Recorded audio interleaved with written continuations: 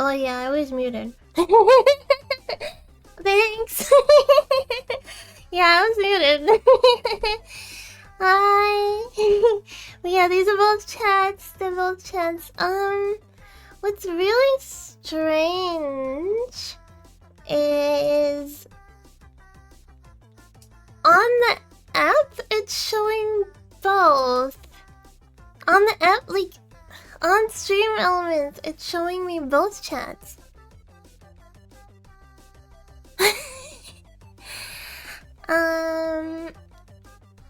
It's showing both chats, but then in OBS it's only showing one. Maybe I need to like refresh.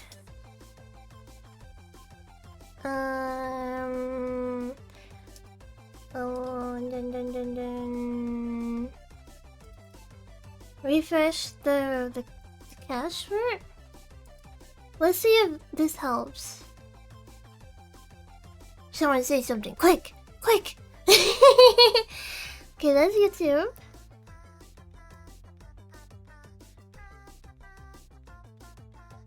Oh, okay. Okay, I see both dots! It's working! It's working! Both are there! Yippee! I just needed to be refreshed. Okay, we can get rid of this then. Chat is working. It's functioning. My money was not wasted. It was like $30. It was like 30 bucks, so I would be like sending an angry message if if I couldn't get it to function. I would be like, you scammed me. You scammed me out of 30 bucks. Uh-oh, wait, where'd I put chat? I lost chat. Chat. Okay. Anyway, happy Monday, everyone. Happy Monday, Digicans. We have new emotes. We have some new emotes.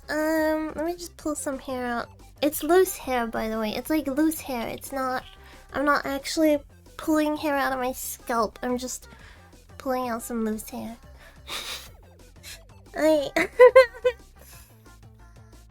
Sure. I'm not a hair like pull person.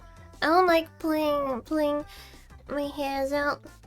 Even the ones that show that I'm aging, I refuse to pull them out. Okay. Sometimes I pull my hair out of my bottom crack. Really? Wouldn't that hurt though? Wouldn't that like freaking hurt pulling out your butt hairs? Cause it's like... Wait, what to say? Hold on. Whoops! Cat on the keyboard. Okay. We have new emotes. We have some new emotes from Buddy for days. I think she separated her art account and streaming account recently, but she does stream and she also is an artist. Oh, she changed her Twitch channel. Oh, hold on. I want to give her a shout out just so we can still appreciate her. Okay, is she... Wait a minute, it's there. Always, what is there? Okay, whatever. It's fine. I found the correct URL. This is her. This is her. She also streams a lot of retro. I think that's how I initially found her, to be honest. Is because she streams a lot of retro, and I like watching other retro streamers. If you can hear the stream assistant in the background, just ignore him. He does not deserve our attention today. I will get into that later. But yeah, I think I found her originally through her retro streams because I love watching other retro streamers. Yeah. And she did a wonderful job. They were like 10 surprise emotes like the title said. So basically I commissioned her, and then she got to pick what all the emotes were gonna be, and they're all like so fitting. They're all so fitting. It like surprised me how well she did. Like some of them are like super relevant. You know what I mean? Like the peace one is like peace. You know? Wait, I can do that. Hold on. Let me just make sure. Blah blah blah blah. Oh, I'm not connected to Twitch right now for some reason. Connect account. Yes, it is I. Oh my god, my stomach just went bah. Wait, I connected. Let me in. Connecting. I have connected. I'm in the main frame. Hacker mode. Peace. So there's no channel points at the moment. They're gonna return eventually. I'm just trying to work out like how I can make it available on both Twitch and YouTube, and I think I've worked out a way to make it work on YouTube as well, but it's not there right now. I don't wish you a happy birthday, but that's okay because it's not your birthday. I was about to freaking say happy birthday. Cheeky. Cheeky. Cheek. Okay, so there's like this emote, which is really cute. It's so cute. It's so freaking cute. This one was called Flirty, I think. It was called Flirty or Flirt. Finger in mouth, not quite, but about almost. I don't know why that got auto-modded. I don't know why that got auto-modded. But yeah, that was the first emote. And then sure. Which I really like the face on this one. It's so good. Let YouTube suffer the lack of Twitch features. Thank you! Thank you for the 3 stream streak. Welcome. I saw a subscribe alert before. Was that just subscribing? Was it subscribing on Twitch or was that resubscribing? Because for some reason the alert didn't pop up. So if your thingy got missed, sorry. Not you, it was you. Anyway. Then the next one is the piece. Oops. Beast. Which is so fitting. Peace. I love it. And then down, it's like everything's on fire. Like, this is fine. This is fine. This is me trying to use a double jump and ape escape. Even though I just learned how to double jump, this is me trying to double jump. Yeah, I like this one. This one's gonna have like a lot of usage. A lot of places that we can use it. And then cute. This one is so cute. I really like this one. I think this one might be my favorite. I think it might be my favorite. It's so freaking cute. By the way, obviously these are only on Twitch at the moment because I don't have emotes unlocked on YouTube. So no YouTube emotes, sorry. I'm not sure like what I have to do specifically to unlock emotes on YouTube, but we'll get there. We'll get there eventually. And then all of these will also go on YouTube eventually when we get there. Then there's like grrr. It's watch hours mostly. Oh, that makes sense. So I need to grind the watch hours.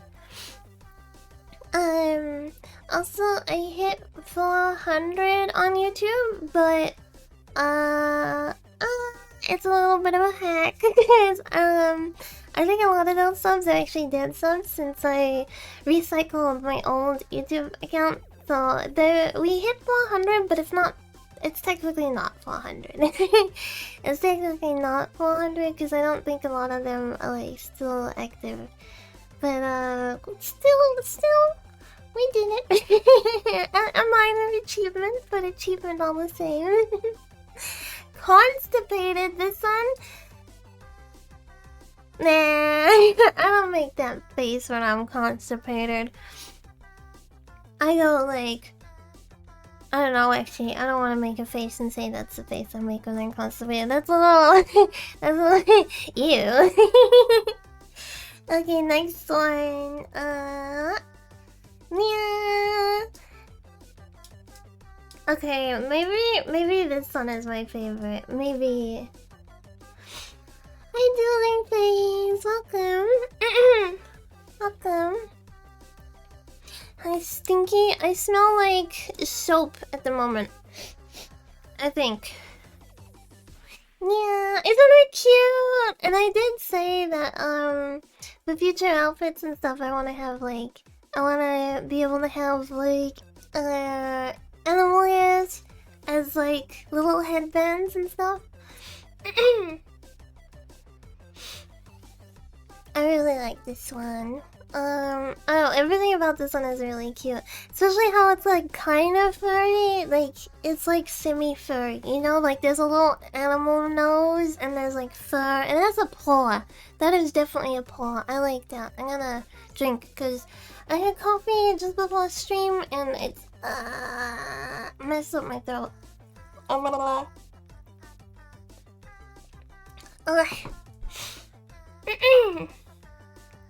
And then next one is love.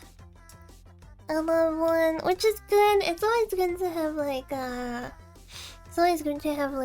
hot emote because it shows appreciation. Shows appreciation, right? Coffee too hot for else the coffee stream diva. I was gonna say debut.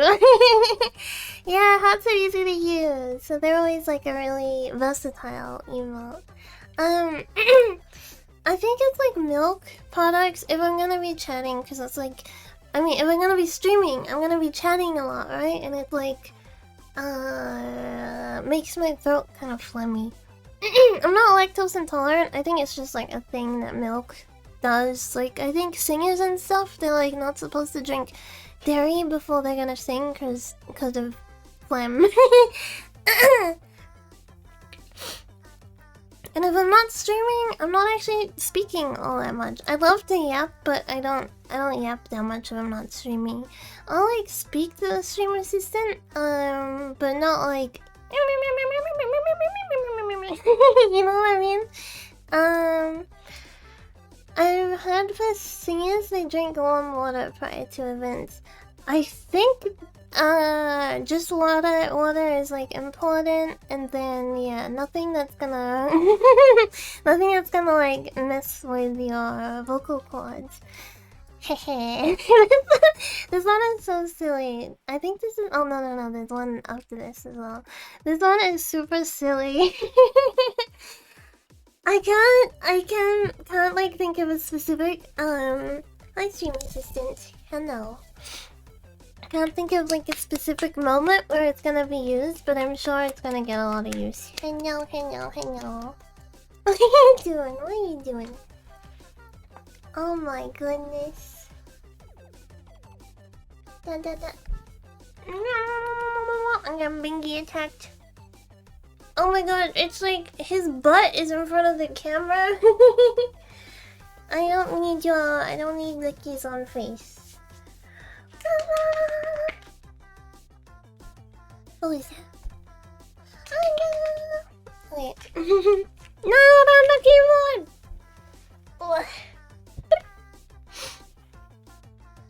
Alright. He's being booted off. My coworker said it was weird I don't talk when I never shut up on Twitch. It's a good skill. It's a good skill to have for streaming, I think. Being able to yap a lot. Because personally, if I ever go to like a stream and there's like dead air, I'm like, I came here for yapping. Where is the yapping? You know what I mean? Like, I know a lot of beginner streamers, there'll be like a lot of dead air and yeah. It's like, speak more! Just don't shut up, just keep going. I'm gonna go the last emote, and then I explain why the stream assistant does not deserve kisses. Yeah, oops. The last one. I love this one too. I love all of them. This one is so freaking good. This one is so freaking good. It's your favorite? It's really good, right? It's so good. It's like Krona from Soul Eater. I love Soul Eater's opening. Soul Eater's opening is like one of the best OPs, I think, for anime. It's not like my favorite OP, but it's really good. I'm always so impressed when small streamers can keep going and not much chat interaction. That's true. That is true. I do think if you're a big streamer, it's like a lot easier to like bounce back and forward, right? Because there's like constant constant ideas to spin off. Because if you see like big streamers, then it's just like, I don't know, there's just like unhinged comments, there's like nice comments, there's like relevant comments. Like if someone's playing a game, they'll be like, oh, jump scare coming, and then you can be like, oh no, oh no, oh no, you know what I mean? But then there'll also be someone who just like randomly comes in and says like, my dad's a vegan and I gave him sausage today, or something like that, and you're like, huh? You know what I mean? It's just like, huh? Or it'll be like, oh yeah, my cat caught fire earlier and he's okay now. Or like something like that, and it's just like, what the hell? What does that have to do with the horror game that we're playing? You know? But it's always like, it makes it a lot easier, I think, to just like keep yapping. Because if you run out of a train of thoughts, then there's like something you can pick up. The real horror is reality, that's true. I'm French. Sorry. I'm sorry. Yep. I follow a guy who's 800 to 1,000 viewers regularly, and he managed to keep up actual conversations going with chatters. I'm always so impressed. Damn, that's an impressive skill. That is an impressive skill. There are like some big streamers who like remember specific things about people too. Like they met them maybe like 5 years ago, and at a convention, and like they'll remember like, oh yeah, you're the guy that was wearing the yellow shirt, and like you came up to me, and you know what I mean? That's really cool. That's an impressive skill to have. I get a lot of British people getting mad at me for being American. That's my most consistent off-topic. Really? Wait, I always see it the other way around. I always see like Americans making fun of British, but I never see like British people or British streamers making fun of Americans. I guess I don't hang out in enough American streams? Question mark? Alright, time to sleep. Good night, Manu. Sweet dreams. What time is it in France right now? Is it like 9 or 11? It's one or the other. French time. Oh, never mind. We're on 12-hour difference right now? Ugh. I share something in common with a French person. There are female streamers who make actual lists of their viewers to check their loyalty to see if the viewer is watching other streamers. Okay, I don't go that extreme, but I do keep tabs on people that follow me. Let me tie my hair up actually, because it's getting warm. Oy.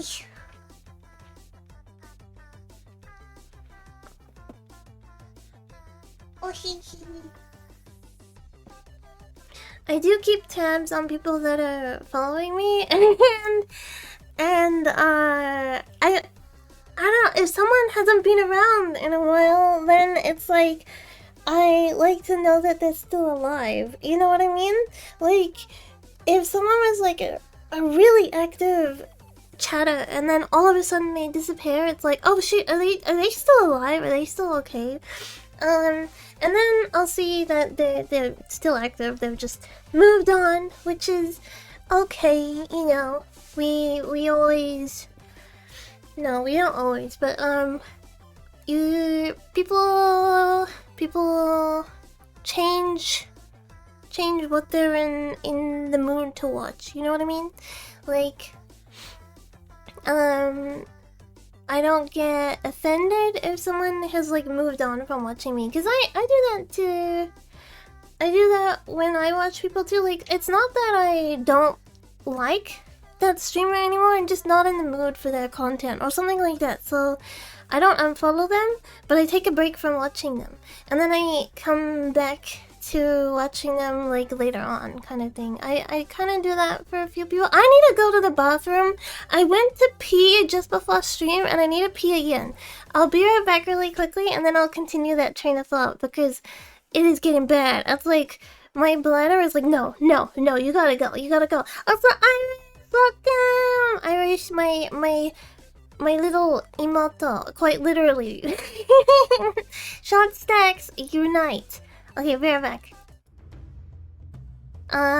Also I remember to mute.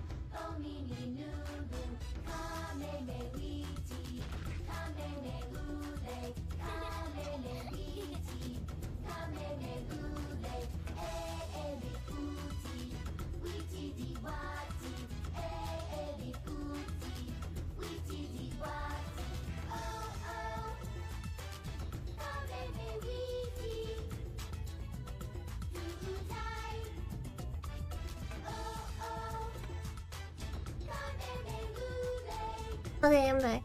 If I don't post pictures, how will we know if she's hydrated or not? Okay, maybe one day I'll post a picture. Not the first pee of the morning though, because that one's always kinda, you know. That one's always kinda ew. But then the second one is like healthy. You're never supposed to actually have clear pee, by the way. You're never supposed to have clear pee. It's always supposed to have like a slight color to it. When it's clear, I didn't actually know this, but being clear, like completely translucent, is a health sign. It's like trying to get behind the curtain behind me. You worked it out earlier. You can do it. Hold on. This dum-dum. Have you heard about the VTuber ovulation list that blew up 2 weeks ago? I did. You know.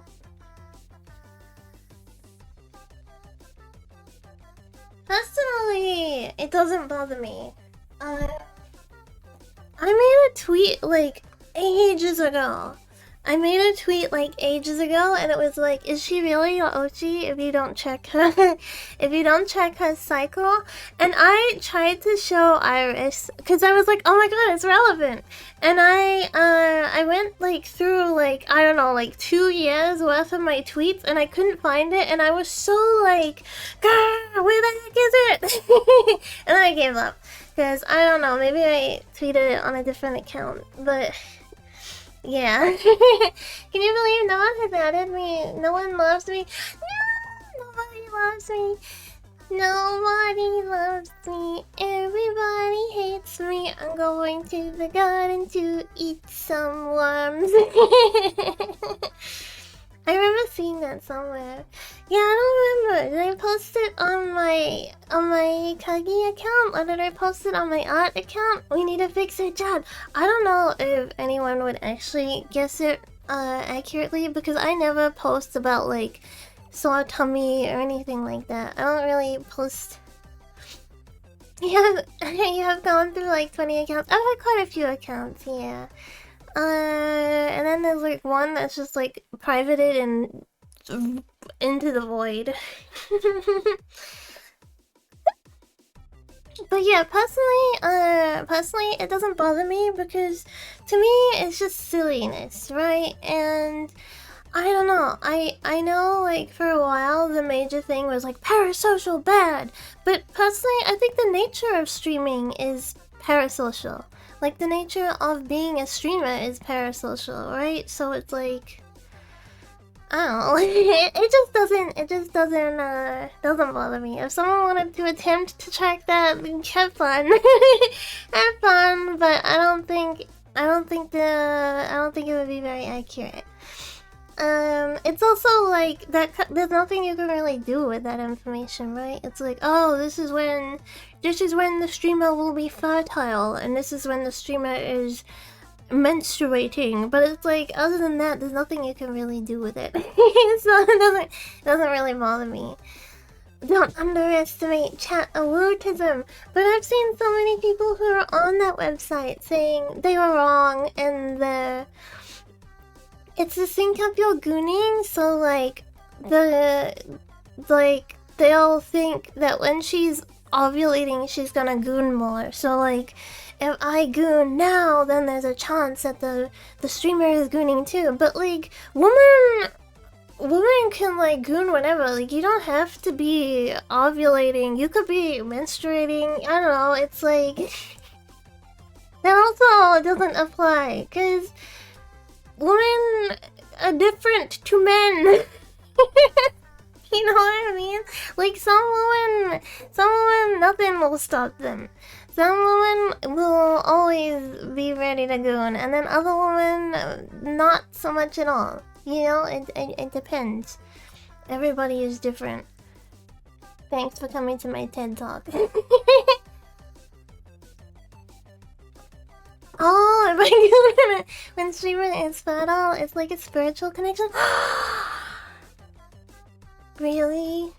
So there is a chance that a miracle baby could be born. There's a chance that a miracle baby could happen through the spiritual connection of chat and streamer. I meant for breeding fantasy, but yeah. You know how people are like, oh, I've got a breeding kink? It's like, that's not a kink. That's like a natural biological desire. Like, you were born and you were a child, and then you entered puberty and your body was like, now procreate. It's not a kink, it's just a natural biological response. The only spiritual connection is allowed with Jesus, not to be confused with Jesus. Jesus is the what do you call it? Legally distinct from Jesus. Gotta make Kagi a second Mary and give. Oh my god! What if I was like, Digicons, I'm having a second child, and then I post like what are they called? You know, when you go ultrasound scans of the baby, and it's like a freaking cat, and then it's like the child has come, and it's just another naked chicken. By the way, the reason why the stream assistant does not deserve our love today, well, okay, he deserves our love, but he does not deserve our attention today, is because last night he was the most asshole he has ever been. I'm gonna hiccup. So he has decided that he's nocturnal. I don't know why. I think I know why. I think it's because my cousin is like asleep, and he's not a big fan of men to begin with. He doesn't like men that much. And obviously my cousin is a man, so and he's like pretty tall as well, and he's like threatening to the stream assistant, who is used to like woman and like woman voices. And my dad's not that tall. My dad's not very tall, but my cousin's quite tall, so it's like a change for him, right? So he's like, oh, when everyone goes to bed, the bingus shall arise. like rise tarnished in the stream assistant's mind. And he like last night he was like running in his wheel. It was like 11 p.m. and then he was just like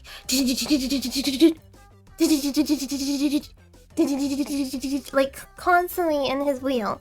And then he would run into my room, jump on my head, like be on my head, put his foot in my eyeball, put his foot in my mouth. He was like pulling my hair because like standing on it and like pulling it, like yoinking it. Then he would like run up and down my body. He was just like constantly doing stuff. He was scratching windows. He was knocking stuff down, and I was making all this like loud banging and crashing. He was doing it on purpose, by the way. If he finds things that he can like fling off of tables or whatever, he will do it. So he was doing that, and then I would fall asleep. I'm having trouble sleeping lately because my neck is like messed up. I don't know. It's like bad posture, and I'm suffering the consequences of my own actions, essentially. So like I can't get comfortable. Like no pillow helps. You know, like every pillow is uncomfortable, and I would finally meet sweet release of sleep, and then all of a sudden, bingus. And I'd be like, Binky, just go under the blanket. Just go on, go sleep, Binky. And he would just be like, brrr, and he would just like sit idly on my face. Super deep voice, Binky, Tadaima. Oh my god, I think I would actually piss myself. But yeah. I had taken him out yesterday. We had been outside. I tried to burn some of his energy so that wouldn't happen last night, but it happened. And yeah, I woke up to my alarm because I was like, I'm not gonna miss stream no matter what. This is the routine now. And I need to be up for stream. So my alarm went off, I think at like 7, and then another one went off at 9, just so I would absolutely not miss it. I woke up, I was like, oh, oh man. And I had breakfast, and I was like, and here we are today. But I've woken up a bit now. Maybe I'll have another coffee after stream. Bingy is just excited to become naturalized weeb in the land of the rising sun. We're not there yet. We moved to the like countryside at the moment. I'm living with my cousin, which kind of, now that I say it out loud, it kind of sounds like a pseudo cover for like boyfriend or something, but it's not. My cousin is Auntie Elf's son. Hi, Maple Mittens! Welcome! You were playing Dark Souls! Hi, Frog! Nice to see you again. How did your stream go, Mittens? What a cute name, Maple Mittens. Maple Mittens is such a cute name. Thank you for the raid. Thank you for bringing your viewers this way. I'm Kagi. I'm an elf from New Zealand. Canadians are invading. Oh no, run! I was just explaining how I just moved to like the country. Well, it's like a village, so it's technically not the country, but it's a village. Am I crazy? But did you also live with this cousin? No, it was different before. Thank you for following Tomatoes. Welcome. Oh, some certain stream assistant decided that he is going to nap. He's going under the blanket right now. No, it was a different one before, but this cousin is the son of Auntie Elf, and Auntie Elf is like planning on selling her house soon. So she's like, everyone's gonna move to this house, right? Cause cousin owns the house, but he's like partially moved out kind of thing, cause he's like living with his partner, but he's actually here more than I thought he was gonna be, but Whatever. Whatever. I thought he was like basically moved out and he was living with his partner, girlfriend. I don't think they're married. I think girlfriend. But he sleeps here like most nights, but he comes home at like 10 p.m. or something. Yeah, like 10 p.m. And then he's gone by like 9 a.m. So basically from 9 till 10, I'm kind of alone in the house. Sometimes he comes in at like 4 p.m.-ish, 4 p.m. to like pick up work tools or something, because he's got his own business. So like sometimes he comes in and yeah, then most of the rest of the time I'm like home alone. But still, yeah, it was a bit of a surprise because I was like, it was like I thought I was gonna be like home alone all of the time because I wanted to do a like a subathon, but I don't really think it would be possible when it's like I don't fully know how alone I'm gonna be, if that makes sense. Plus, if someone is like trying to sleep, and you're like, it's you know, not everyone is as open to that as Auntie Elf, but I don't know. We'll see how things go. Maybe once he's like fully moved out and Auntie Elf has moved down, I could just like explain to Auntie Elf that I want to do a subathon, so like don't interrupt me or something like that. It's still on the table, but just not right now. Oh my god, there was like family drama recently from my freaking dad. My dad's been a little spoiled butt. Do Auntie and Cousin know you're a VTuber? Auntie does, but Cousin, he's like really boomer. Oh, he's a lot older than me, by the way. He's more like an uncle. Like he's cousin biologically, but like age-wise, he's more like an uncle. Like he's in his 50s? Yeah, he's in his 50s. Because my dad is a lot younger than his siblings, so all of my like cousins are older than me. And then like my cousins' children are like the same age as me, yeah. You talked about the cousin having a partner. I was gonna say it'd be awkward saying that kind of thing third person. Oh yeah, that would be kind of awkward. Like how conspire with Binky to chase cousin away. It's a cat world out there. These streets are cold. He's scared of him. He's a little scaredy pants. He hears his like car coming and he like crouches to the ground. He's like zoom, and he either hides in the middle bedroom. Isn't 50 only a couple of years older? Hey, I did a poll recently which like alluded to my age, and I think the oldest age I could have been was 40 by that poll. So there's no way I'm 50. The poll I think was like, oh, it might have been a little older than 40 actually. The poll was either 1985 to 1989. Let me just post this poll. It ended now, by the way, and I did not give the correct answer because real ones know. I mean, I'm old. I'm just not that old yet. Each year is a new potential. There we go.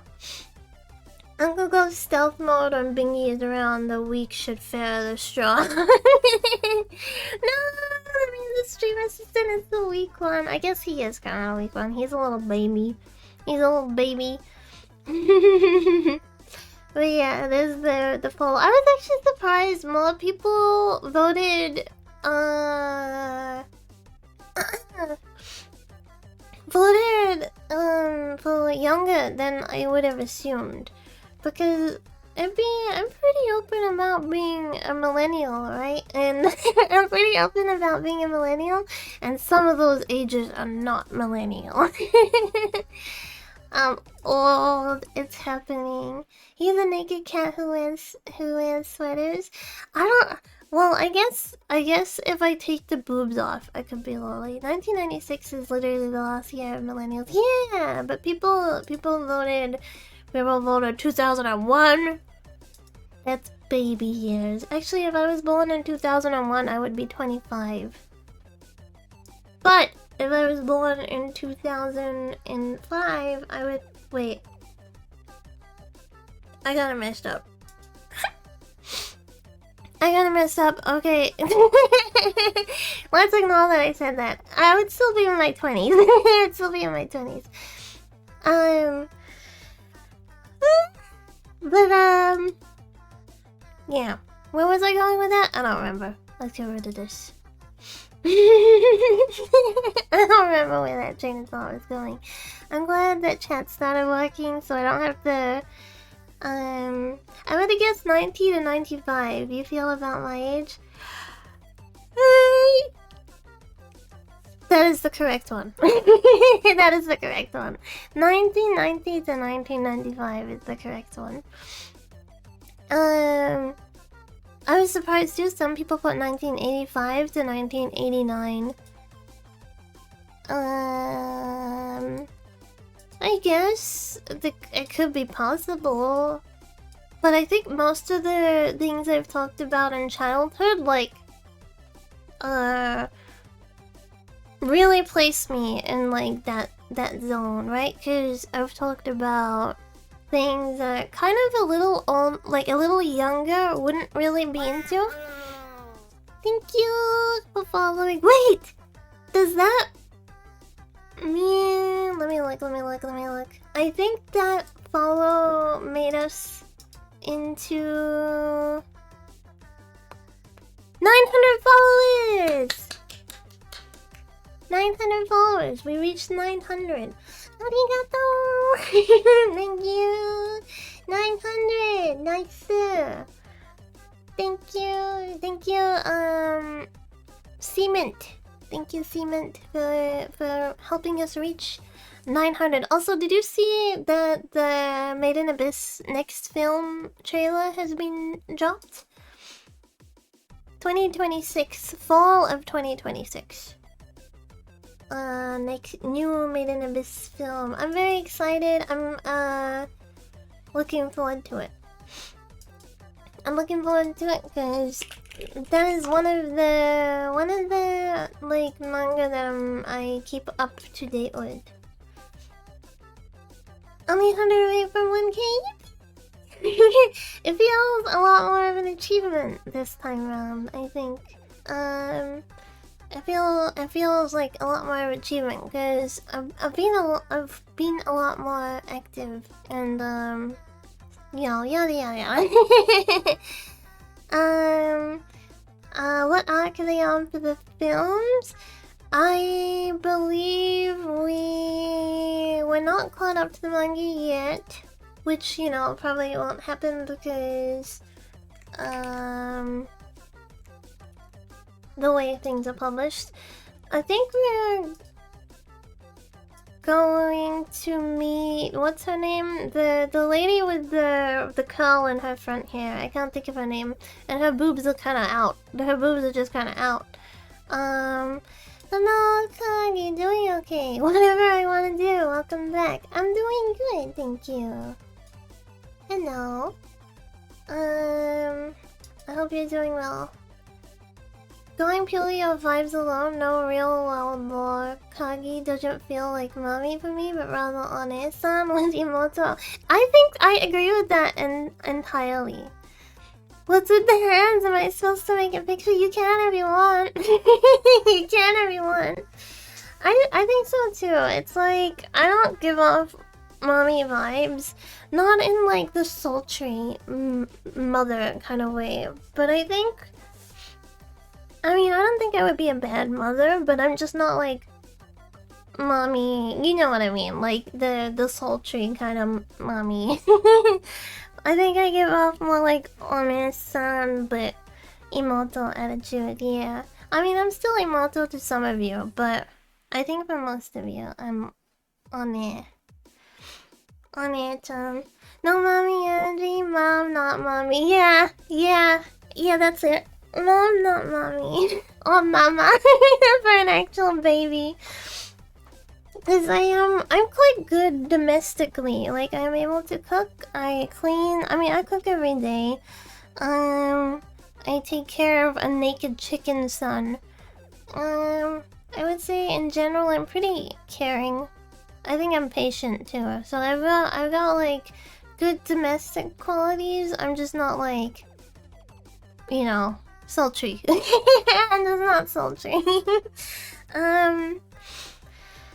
You have such a wonderful voice. Thank you. I appreciate it. Yeah, I totally feel immortal. Then again, most streamers I watch feel that way to me. I think, yeah. I think when I rewatch my VODs, I give off more of that impression. But the only thing is, like, time is ticking, right? It feels weird to roleplay that I'm like, young and youthful. I think I'm like. My attitude is youthful, but I'm clearly not youthful. Because when I watch Zoomers, I'm like, oh, it's a Zoomer, alright. You know what I mean? But it's like, when you watch me, there's like too many non-Zoomer references and stuff, so it gives it away. I don't think I can pretend to be a Zoomer and like keep up the act. I would give it away too soon. I would give it away too soon because as soon as another Zoomer would like interact with me, my disguise would be, you know, given up. Your voice kind of remind me of actual little sister, also a millennial. Yay, little sister millennial. Maggie is that sis that you love bullying, and she secretly loves being bullied. I don't know. I don't like being bullied. I don't like being bullied. I take things too literally sometimes. I'm not good at being bullied. Need to say 6'7" more. Oh yeah, just 6'7", 6'7", 6'7". Skibbity. Would you still watch me if I was a Zoomer? Zoom my hair, yeah. Iris is actually immortal. Iris is actually immortal. Be nice to the obvious. Be nice. Be nice. We should start marshmallows because we actually got more than I thought we were gonna get. We got where's the tab? Just a bro after every. Yeah, a lot of young. I think that's more just a young people thing. Cause when millennials were young, they used to say bro as well. But then you like grow out of it. Yeah. I watched Avatar 2. I watched Avatar 2 yesterday? Question mark? No, the day before. And one of the characters said like bro after everything. I was like, oh yeah, it's just like a young guy thing. Young guys, it's like girls will say like, guys will say bro. You know? It was so annoying after a while. It was, but overall I really liked the film. I liked the film. I just kind of had to tune out to the like, bro this, bro, let's go, bro this way, let's go, bro. I was like, alright, I get it. Girls do it well nowadays, they just bro. The movie wasn't bad, it was decent. Like, what do you want, bro? Yeah. Yoink! Plus Marshmallow. I want to see the third one as well. I want to see the third one too. It's still in some movies here, but there's no movie theater in my village. Quite literally, there's no movie theater. And I think it's like $40 to get an Uber to the next city. So I'll just wait for it to come out. I'll just wait for it to come out in movies and I can watch it somewhere else. I still say bro. I'm grasping onto my fading youth like a guy with a come over. I say bro too. I will be like bro. Like if something's like annoying me, then I default to bro. $40 for the movie? Nope. And that's not even the ticket. That's just the Uber ride. It's like $40 to get the Uber there, and then it's like I don't know, like $20 for a ticket, and then it's like $30 for a popcorn and a drink. Crazy. I'm literally in Hinamizawa. Hinamizawa. Oh my god! Let's get brainworms together. Let's get brainworms so that when Rika leaves our vicinity, we go crazy. Old enough to remember when bruh became a thing. Yeah. Bruh. Should get a Vespa? I can't drive. I can't drive. I don't think driving is a good idea for me either because I have the attention span of a goldfish. And sometimes even if I'm like trying to focus, my focus wanders, and then on top of that I'm very nervy, so it's like a recipe for disaster. Like, even if I'm like trying to focus on something, it'll like, if my brain does not want to be there, it will not be there. It'll be like whoop, wandering soul.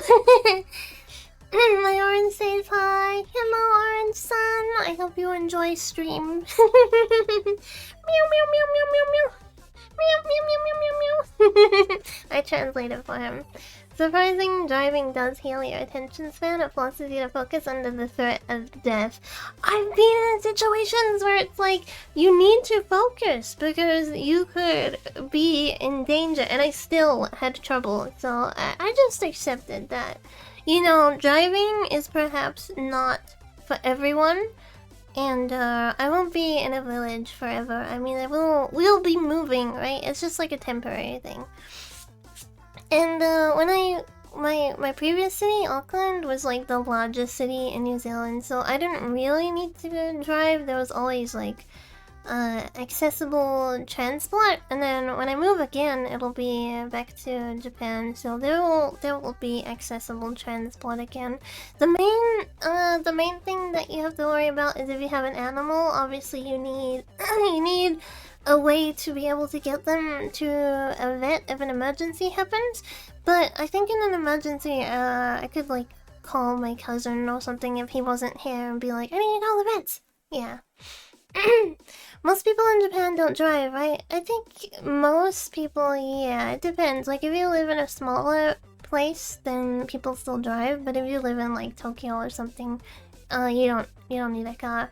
I'm not moving back to Tokyo, by the way. I'm not 100% sure where I would like to move to, but not Tokyo. I would like to move somewhere a little cheaper.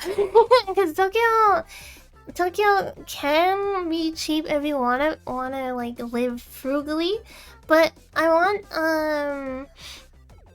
want space for the stream assistant because he's used to having like a house to roam around in. So if it was just me, I would just get a box apartment and not be bothered. But because it's him as well, I gotta consider that he needs space. The countryside is infecting her if she doesn't want to be in Tokyo. Actually, when I first moved there, I didn't want to move to Tokyo because I didn't want to be in like countryside because I know like the countryside Japan is very romantic, but the reality is it's very difficult as a foreigner who doesn't fluently speak Japanese, right? Because like any countryside, people are like less open to differences. You're also isolated. There's no like foreign people that you can communicate easily with.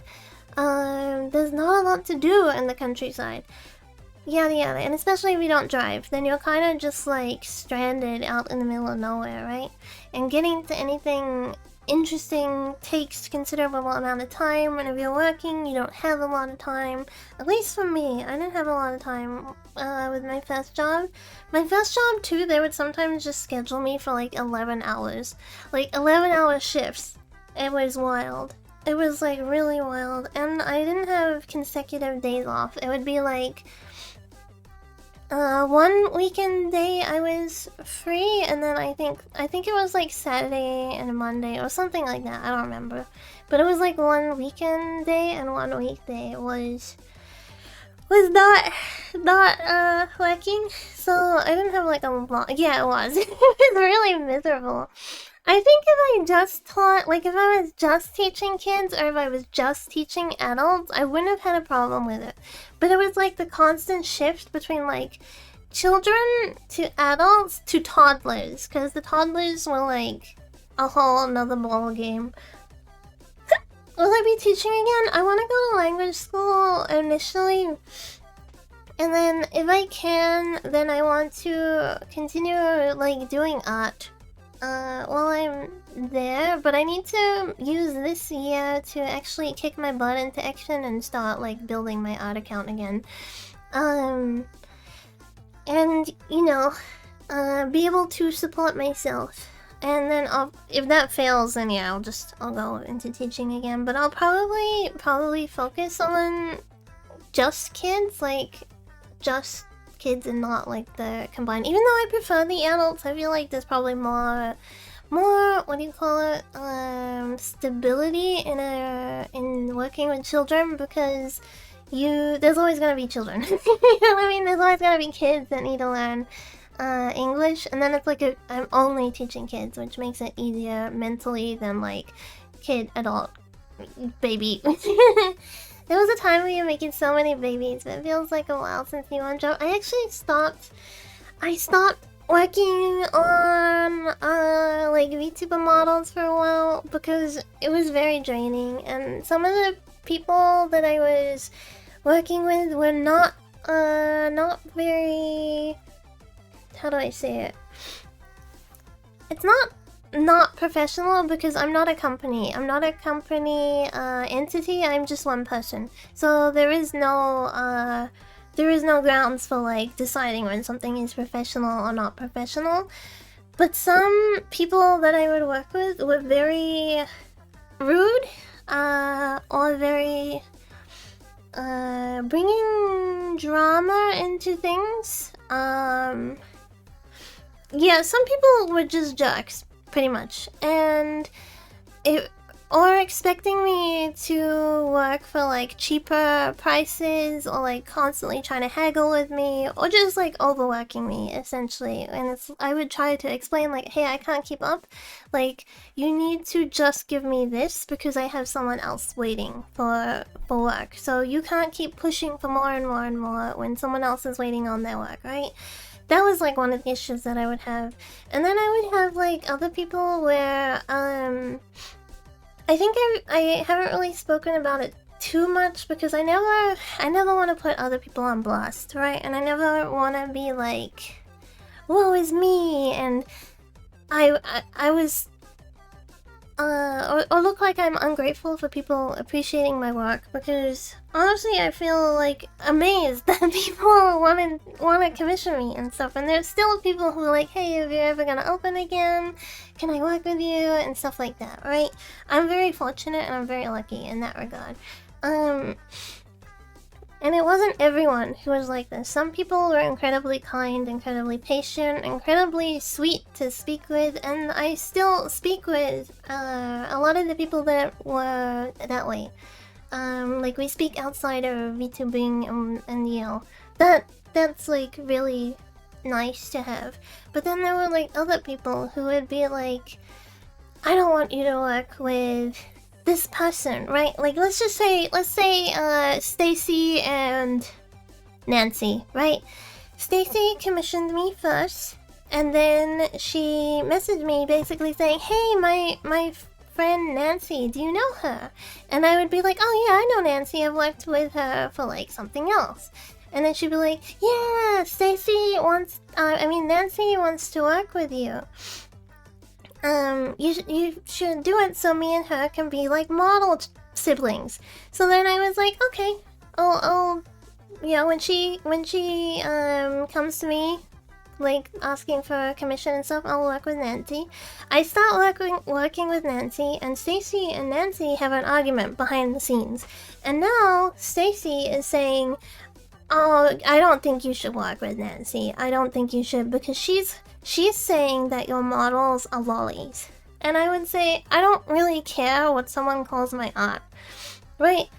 I'm not gonna get involved in the like lolly discourse. You either accept that or you don't, kind of thing, right? I basically said like, hey, look, I don't really care what she calls my art. It's up to her. I'm not. What someone does with their model or whatever is none of my business. I'm just here to make a living. You know what I mean? And then Stacy did not like my response. So Stacy went into her Discord and said that I was a pedo baiter and Nancy was a pedo baiter and that me and Nancy were intentionally doing lewd things with lollies and that she has to stop communicating with like both of us because she cannot in good faith support, you know, what we're doing and yada yada yada. I have never done anything like that. Like, I've never been an NSFW streamer, whatever. It came out of nowhere, right? Like, it just came out of nowhere, and then some people would, like, block me over it, and I would be like, oh, hey, a new VTuber, and then I would go look at their account, and I was already blocked, and then I would find out that they were friends with Stacy, and I was like, what the hell? I don't want this kind of drama, you know what I mean? I don't want this kind of drama, and both Stacy and Nancy, coincidentally, have the same VTuber artist now. So, for all of Stacy's, like, oh, I can't work with her because I don't want to share the same artist as her, she has the same artist now. Even though they don't speak anymore. And it also sucks to see that Stacy is a very popular VTuber now. Stacy is quite a popular VTuber, and Stacy is, in Vito's circle of friends. And that kind of stuff sucks, because it's like, man, you like really threw me under the bus, and you know, it's just draining. It's like, it's really draining seeing, like, having that kind of stuff happen. I had another, like, guy come to me for a model and was like, was kind of like, hey, I want to be a VTuber child. I was like, okay, you know, that's fine. A month later, they're like, hey, you're taking too long. And I'm like, well, look, when you got the model from me, I explained it was going to be 3 to 4 months before I could start on yours because I'm backlogged, right? And you accepted that. And then they're like, okay, but I need an update. I'm like, well, you need to wait the time for your slot, and you agreed to that. And then they're like, look, I think you should just refund me because I am so depressed and I have anxiety because you are taking too long. And I can't stream because of you. They essentially said that. I was like, what? What? But anyway, I ended up refunding them because I was like, I don't want to work with this person.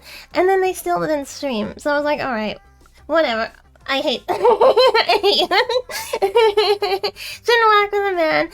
I kind of agree. I'm sorry, but like, I think if any work I do in the future VTuber-wise, it wouldn't be with any males, because every male that I've, well, most, like 90% of the male VTubers I've worked with have been worse than the females. But yeah, you're gonna find those. No, it's like, it's water under the bridge, I guess. It's like, I don't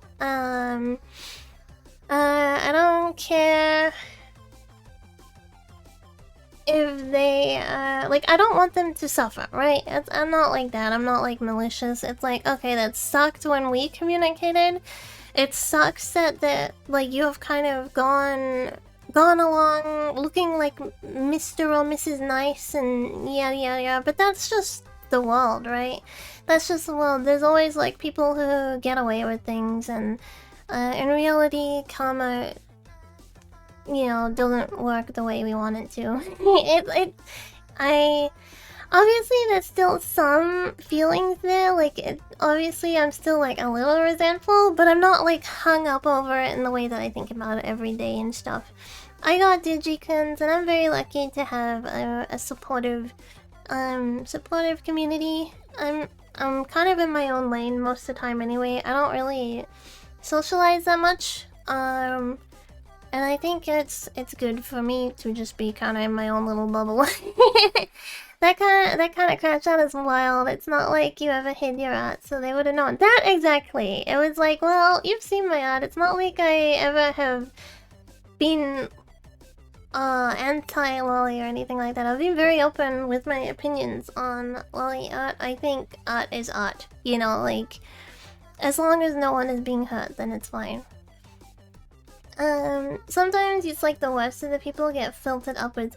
I think, I guess, for some, this isn't always the case, but in a lot of cases, it does take a particular type of personality to grow the chain of popularity. Because you do need to, I guess, step on people to get further and stuff like that. And it just, unfortunately, that's just the way of things, right? And I mean, it's not just VTubing, it's kind of like business people and stuff like that too. Let me have a drink.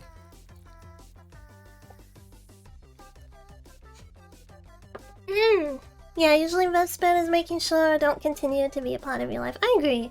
And I was very upset to begin with when I found people who had blocked me that I enjoyed their content, but we had never interacted personally.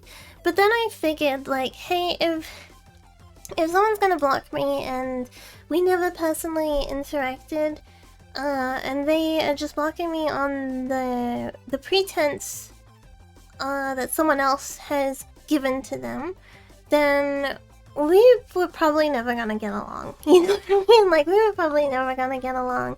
We were probably never gonna be buddies or anything like that, and that's fine, because there are plenty of other wonderful girls out there that can be my buddy. And yeah, that's just, there's plenty more fish in the sea kind of thing. The whole thing that sociopath traits are successful at CEO kind of deal, yeah, essentially. It's just, yeah. I mean, there's plenty of nice people out there who have grown big too. It's not like every big VTuber is a bad person. That is completely untrue. There are so many lovely girls out there who are huge, right? Like, a lot of the Hololive girls are really, really sweet people. That's just one way to grow. I mean, it's like stepping on others.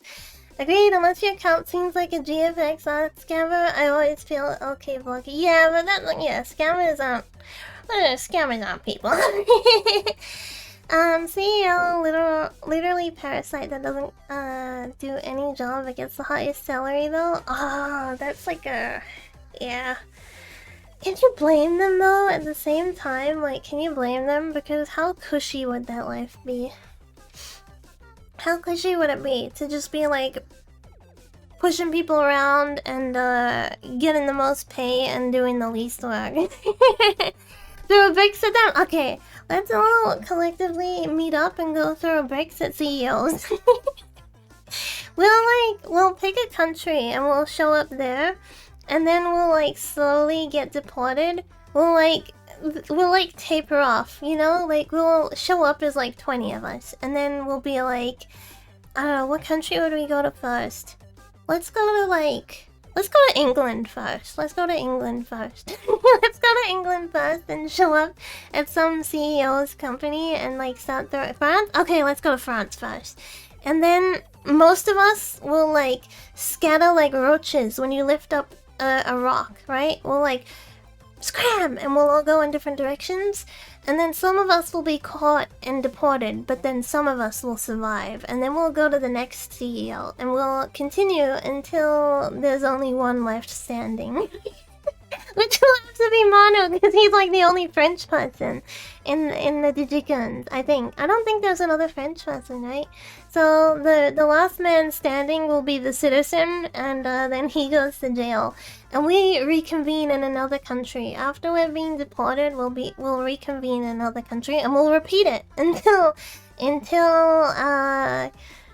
the cycle begins anew, and no French man is out of jail. Like, we compete in France again and we do it again. I'll do it again.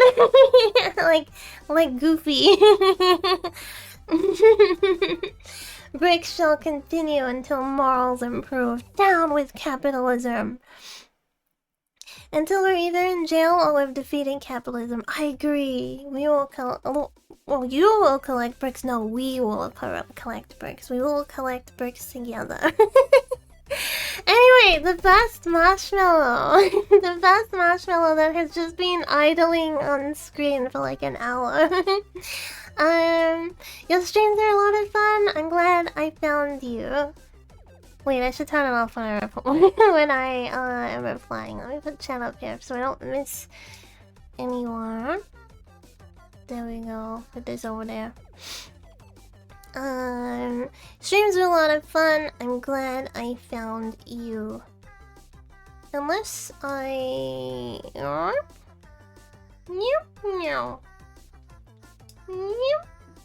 There we go.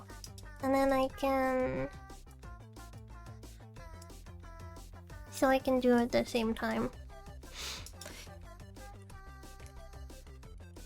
Thank you, Anon. I appreciate.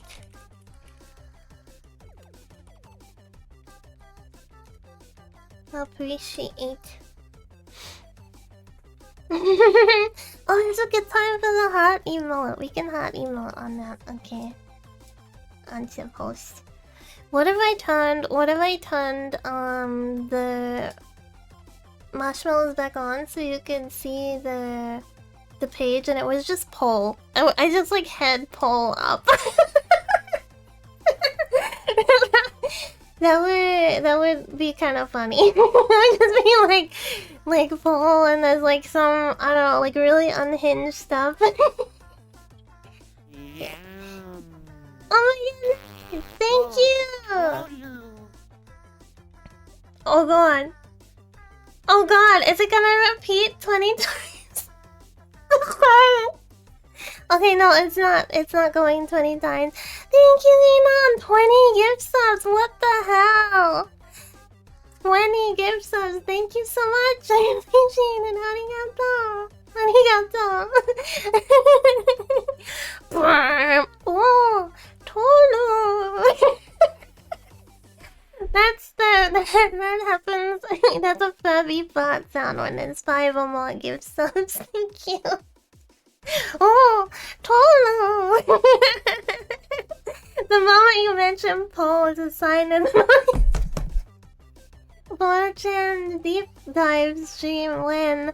Oh, there's so much to deep dive though. There's like so many different bullets and everything. I don't know, like...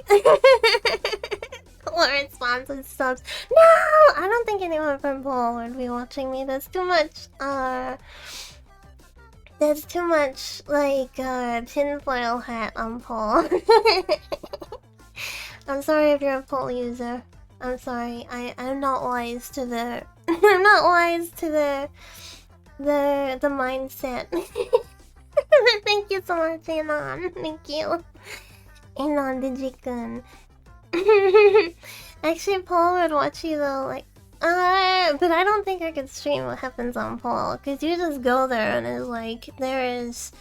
Like, let me look right now, what is there? It's too wildcard what you're gonna see.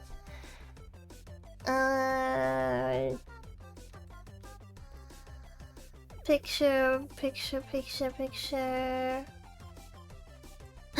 Would you lie about your political views for pussy?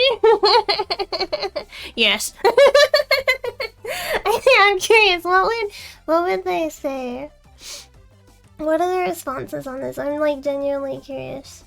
Point of view, you're on your first date and trying to find out if they're a Trump supporter.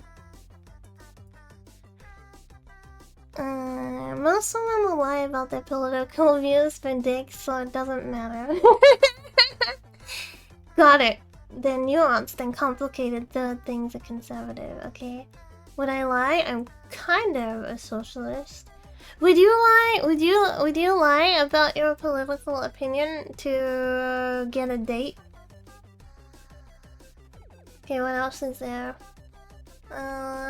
Surprisingly, there's no like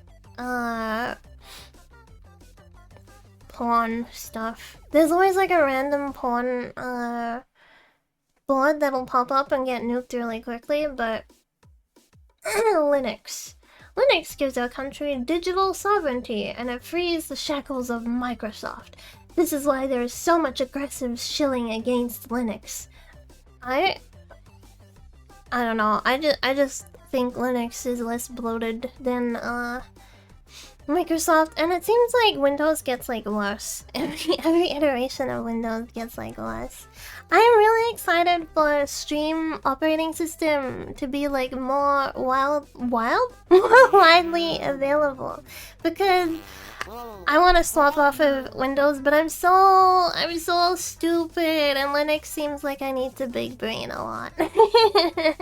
Would you still love me if I was a socialist? Thank you. Thank you for the gift subs. Was that Ferret? My alert has been a little wonky. Thank you, Ferret. Thank you for 5 gift subs. Arigato. Did you get the brrrr? Tolo. I think you did. I pray the Steam machine is in my budget when it comes out. I want to ditch Windows. Same! I want to ditch Windows so badly. But when I started looking into like all the things that I need to run on Linux, like there's a lot of assistance for OBS, not as much for what I use to draw. What is the program? Clip Studio. Not as much support for like Clip Studio. There's no official support right now, so you would have to do like a little tinkering to get it working. And then what else do I use? I'm gonna hiccup. There was something else that I saw. Oh, like Stream, Elements, VTube Studio, all that kind of stuff. I would have to be like in the mood for getting it all working. Linux is very easy, actually almost brain dead at this point. Really? It's probably still a safer bet that like I get a Steam machine or something when it comes out, and then like it's kind of already set up for me to go, right? And then I can like build upon it. Thank you for the stuff that I missed. I missed subs. My alert, my like activity feed is being a little wonky, but thank you anyone who subbed. Thank you. Windows is bloated as hecky. Yeah, it is. It's like super convoluted for no reason. And then they keep forcing like what is the AI bot thing? I turn it off and I uninstall it, and then like next update it's back. From my understanding, it's impossible to have separate Windows environment within Linux to run stuff. Copilot, yeah. Autopilot? I think it's Copilot, no? Unfortunately, everything is going AI. Oh, I did read the comment that the Steam machine was getting delayed because of AI. As long as you can, like, turn it off. Because I know there's already AI, right? Like, there's already AI stuff to, like, see how well your programs are functioning, yada yada, and if they crash, Windows can send, like, this is why it crashed and stuff. I don't ever use it. Just Google if something's not working, I'll Google it. Next you'll wipe your butt and an AI assistant will ask advice. I mean, a bidet, an AI bidet wouldn't be too bad, right? It keeps cleaning your butt until it's like fully clean. I like to turn off the various diagnostic stuff. Me too, because I don't care. It's like, I know it crashed. I can see why it crashed. Like, you know what I mean? It's just... it's annoying. And then there's so many, like, even if I open like Task Manager right now, right? There is so much stuff running in Windows where it's like, this doesn't need to be running. Like, but I can't close it because Windows. There's like, I don't know, like over 100 different, like, things running. And even though a lot of these things... Thank you for the gift subs, Chi! What the heck? Everyone's spoiling me today. Thank you. Thank you. I appreciate it. Arigato. Wait, you didn't get the burp, right? You got the... Did you? Let me replay it. Did you get the burp? Yeah.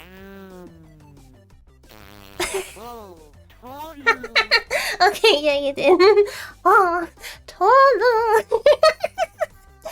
The panicked Furby farting is so funny. Thank you, Lithium, for following. The panicked freaking Furby fart is so funny. I can't explain it. It's stupid. It's really funny. What the bottom?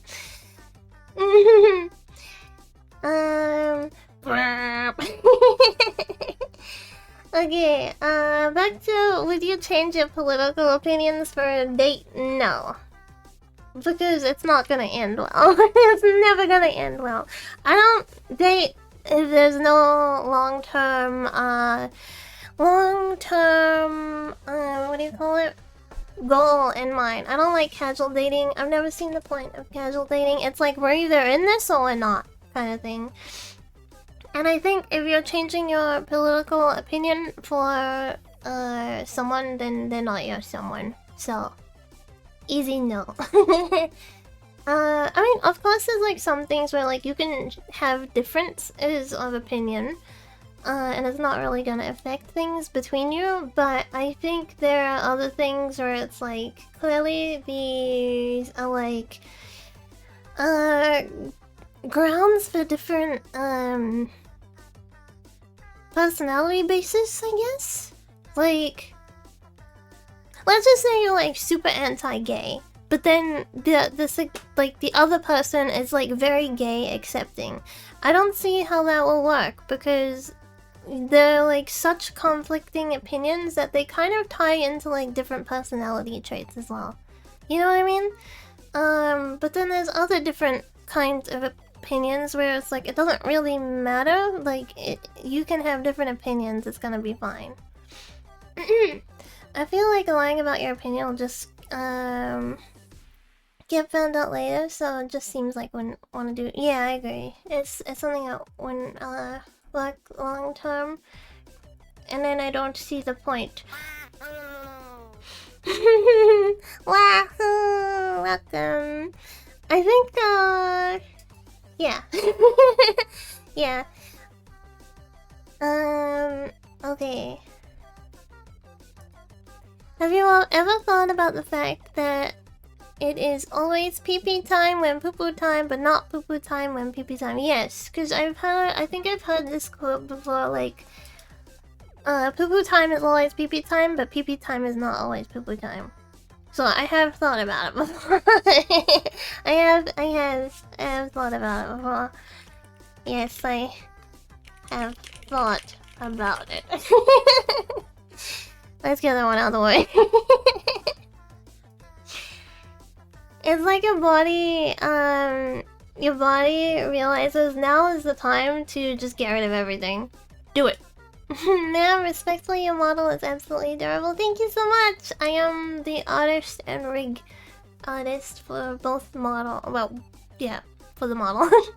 I'm gonna hiccup. Ugh. Sorry.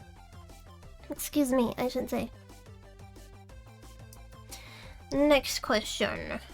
How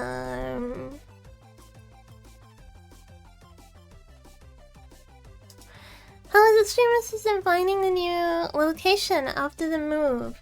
He is getting braver for like going around the house and doing things. He's become a night demon. He doesn't like my cousin, but he's like slowly getting more and more accepting that my cousin will come and go. As soon as he hears my cousin's car like arriving, he like takes off and like comes into my room and goes under the blankets, or he goes into the middle room and hides under the bed. But other than that, he's really liking the space. He's on night lurch. I think he's doing okay. My dad and Auntie Elf are coming down next weekend to visit. I'm sure he's gonna be really happy to see them because he loves them both. What we got a choo choo. He's become a night demon.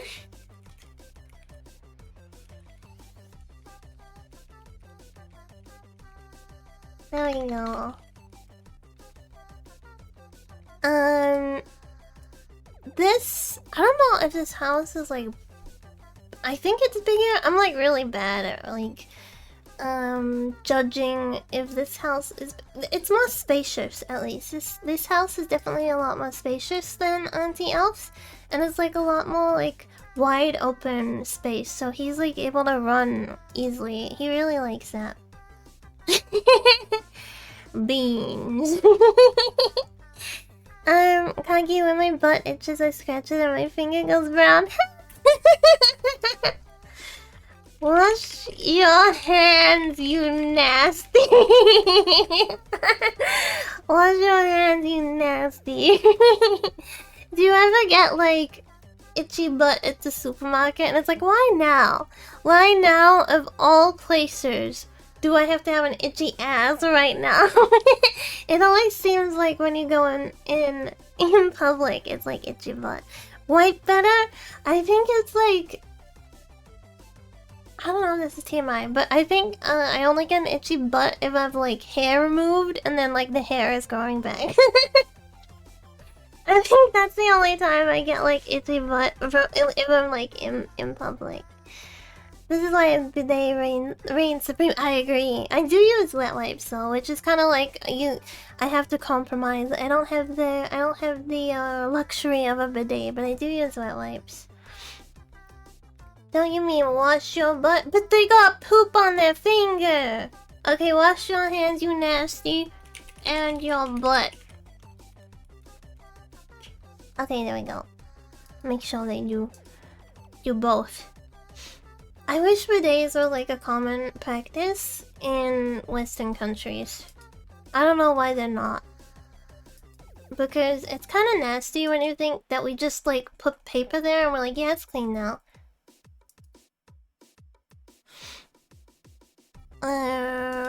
Which Furby is your favorite in your collection? Oh, that's hard, but I think it's Fernando. I have to pet him. I think it's Fernando.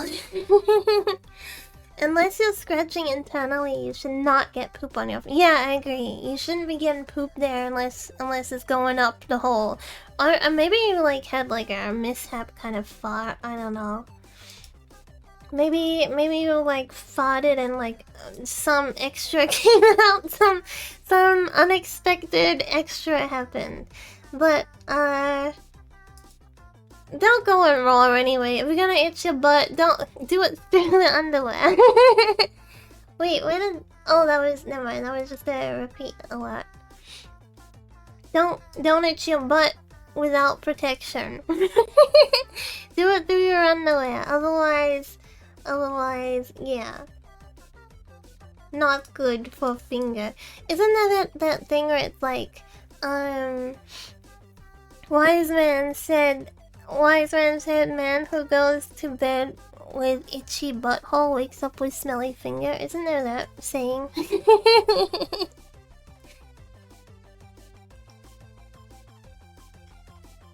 I believe it's Fernando. So it's a 2005 Sleepy Blue Furby. Okay, that's that one. I really like the 2005 Furbies. They're so like... What were the devs thinking when they made these guys? What were they thinking? What are they thinking?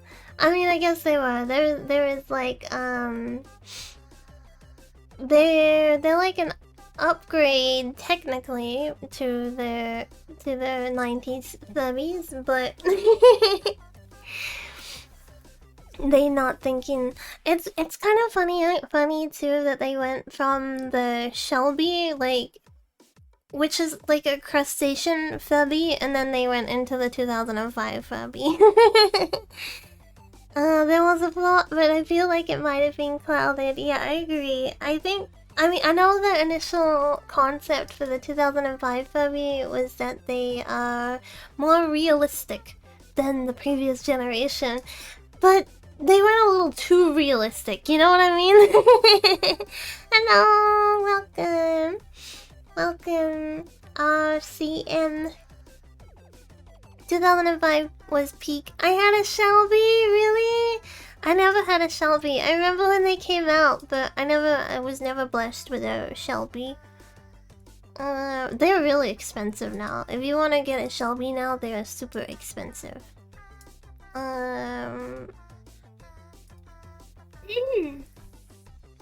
Next one. I found this great video to watch. Maybe it would be a good Discord watch along. This is Rickroll. This is a Rickroll. this is a freaking Rickroll.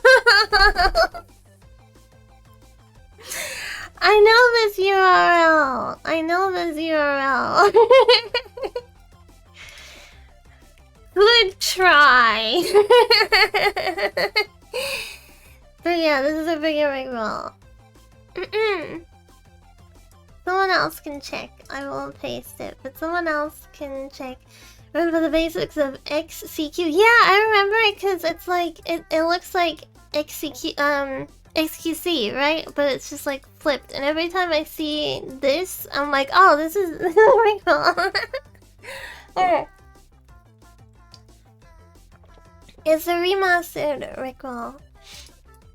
I'll paste it so everyone else can go get Rickrolled.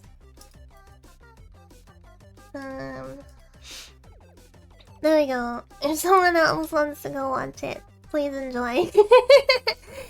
Enjoy. Oops. Forgot to turn off. There we go. Oh. There we go.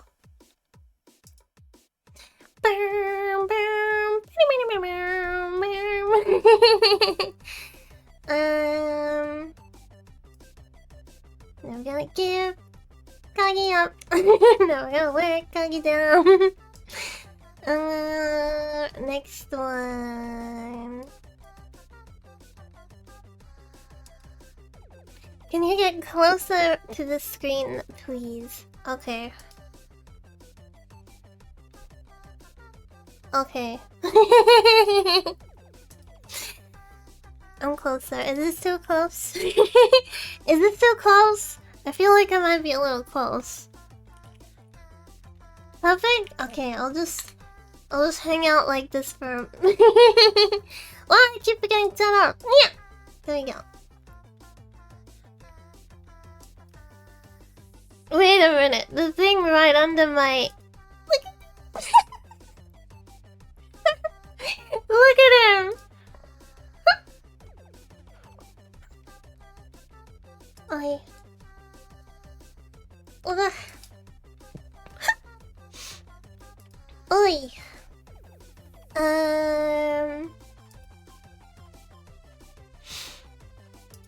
How are you finding things after your move?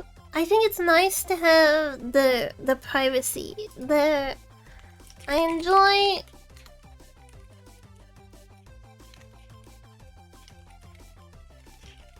Even though, let me type it out.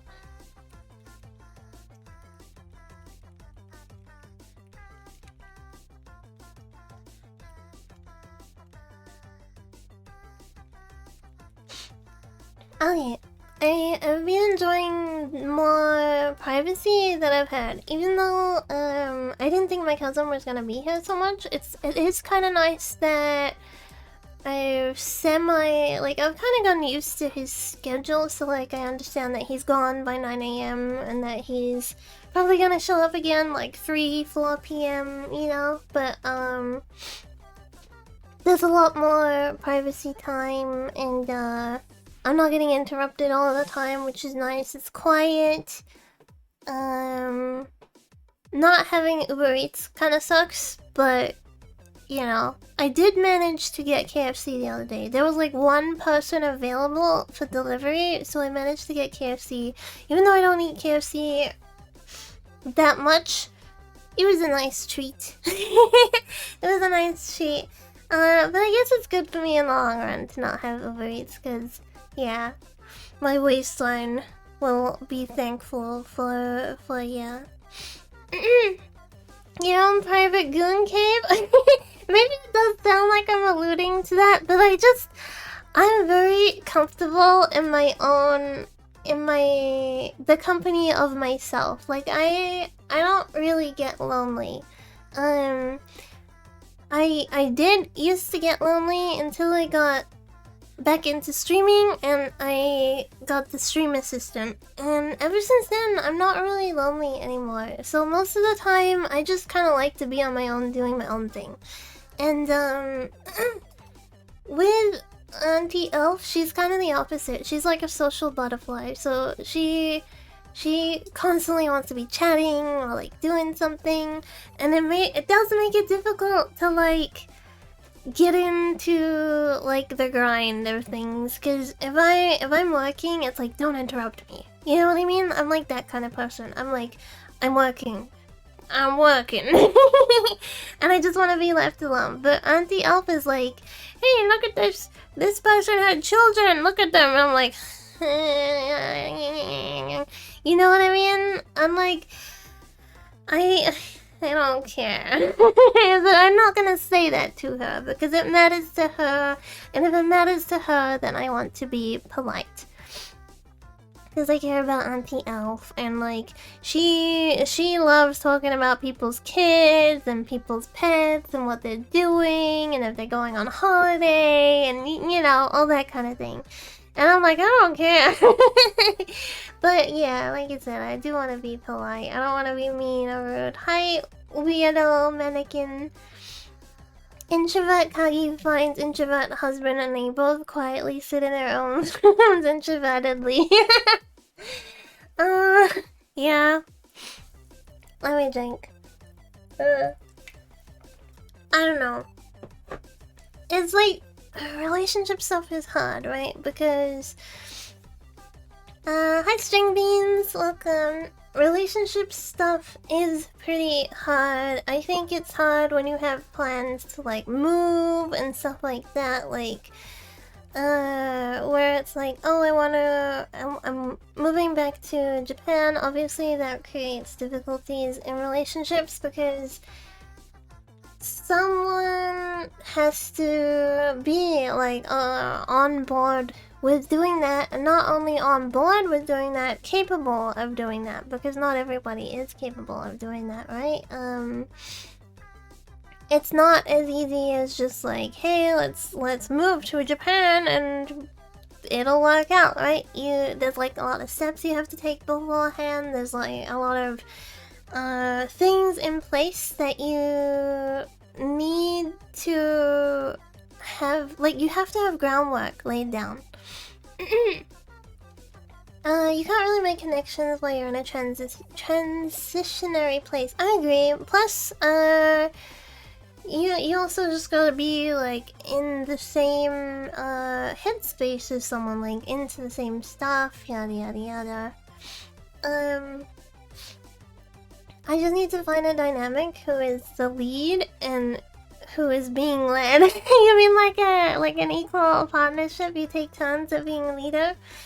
I will say I'm not like a dominant person per se, but I can be pretty bossy. I can be pretty bossy with how I like things or like how I want things done. I'm also like, if someone else isn't taking lead, then I feel like, okay, well, I've got to be the leader, because you can't both just be like passive, right? And you like, someone has to be the adult, I guess. Be the adult, or like, you know, be planning things and stuff like. I don't remember where I was going with that. I don't remember where I was going with that. Bossy elf. Yeah, I feel like it just like, as you get older, it's like you like things done in a certain way, and you know what works for you, right? You know what works for you, so you're like more comfortable in expressing like, hey, I want things done like this and not like that.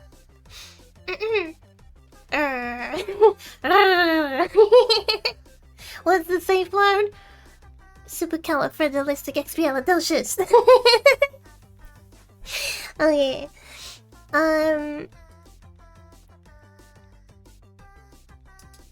What is the stream assistant's best trait beyond assisting streams? He feels so soft and warm. He is like very nice to touch. Petting him is a lovely experience. He's very like fuzzy feeling, like he feels like a warm peach. It's really nice to pet him. Like, no, you don't feel his oil. He basically feels like a warm peach. It's like really, really soft and like, it's nice. And I love just rubbing my face on him. Yeah. He's also very, very affectionate. Sometimes, like, when you want to sleep, he's like, it's attention time. Love me! Love me, mother! And he just comes and, like, stands on my head and will be like... The masculine urge to bury face and fluff. Well, he's lacking in the fluff department, but there's still a warm body there. Yeah, thank you for following. Wahoo! He's very soft and very affectionate. There we go. Weep. But yeah, Sphinx cats kind of feel like, I guess like, I wouldn't say like a baby, because babies are very smooth, right? And he's like fuzzy, like he's soft, but he's fuzzy. But it's like really warm and like, I don't know, it's very nice to touch. It's kind of, it's like human adjacent, but it's not quite. Like, you know it's not a human, but it's still like very, very nice petting experience. Babies poop. Oh my god, I saw a post from another streamer that has a Sphinx, and she said that her Sphinx had pooped on himself and stolen a Pringle and ran away and ate it. And I was like, oh my god, that is just a Sphinx cat thing. They love pooping on themselves for some reason. They're really dirty, by the way. They are pretty dirty in the sense of like they get poop everywhere. They're oily. I don't know. They're nasty little guys. They're nasty little guys, but it's worth it. And then let me see what this is. An inspiring message for the day. They're like kids in a lot of ways, I would say, because he really likes his a schedule. He definitely. Oh, this is loud.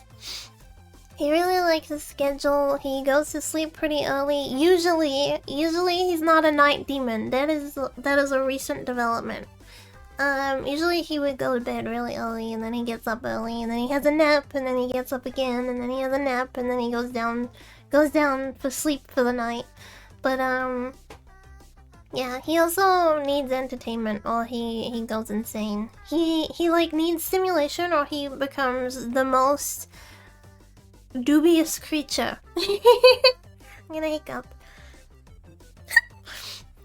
He just turns into like a little brat if he doesn't get entertained. And yeah, he's quite a lot of maintenance. He is quite a lot of maintenance. What is this? In case nobody has told you today, let me watch this video.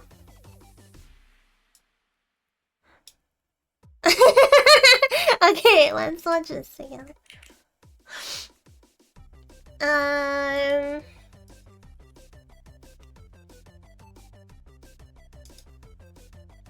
You don't need to see the rest of it. This is fine. Like, I'll just do that.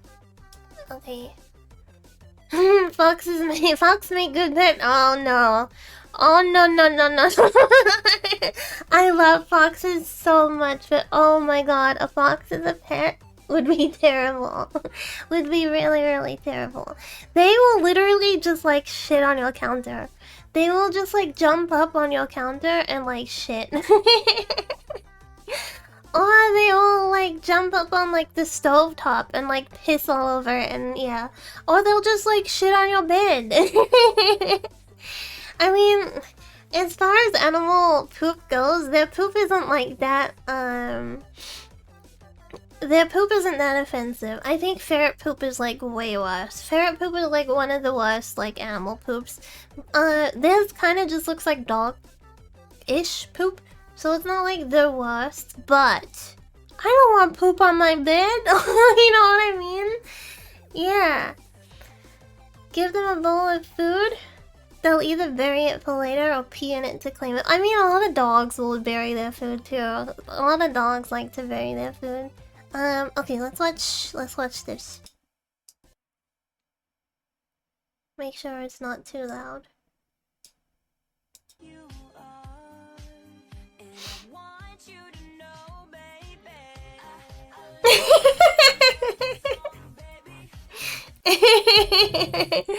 That was good. This is Spanish. So someone who sent this is Espanol. Who's following? No one. Secretive. Whoever sent this, sneaky. But they someone who is Espanol. There we go. I see you, sneaky Espanol. How do I do the N? I can't do the N on my keyboard. You know, the like, the Espanol. Espanol speaker.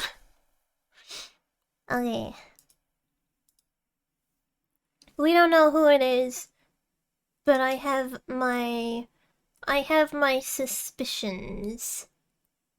Señorita. That's for the bad nun. Did I post it? I don't know if I posted it. Did I post it? I think I posted it. Yes, I did post it. Okay. Back to the BGM. Ba, ba, ba, ba, ba. Oh my gosh, we still got so many to go through. While we do a dream meal be honestly, I'm pretty simple with my dream meal. My dream meal is freaking like Spanish rice, black beans, chicken. like a power bowl from Taco Bell, but done expensive. Or done less. No, it's okay from Taco Bell too. What is in the power bowl all up? Power bowl Taco Bell. It's changed in a lot of places, right? It's the Cantina bowl now. Cantina. Okay. Let's read this out. The ingredients.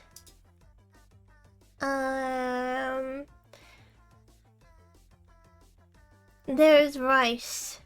There is lettuce. There is cheese. There is chipotle. So wait, this one seems different. Let me look. Powerball.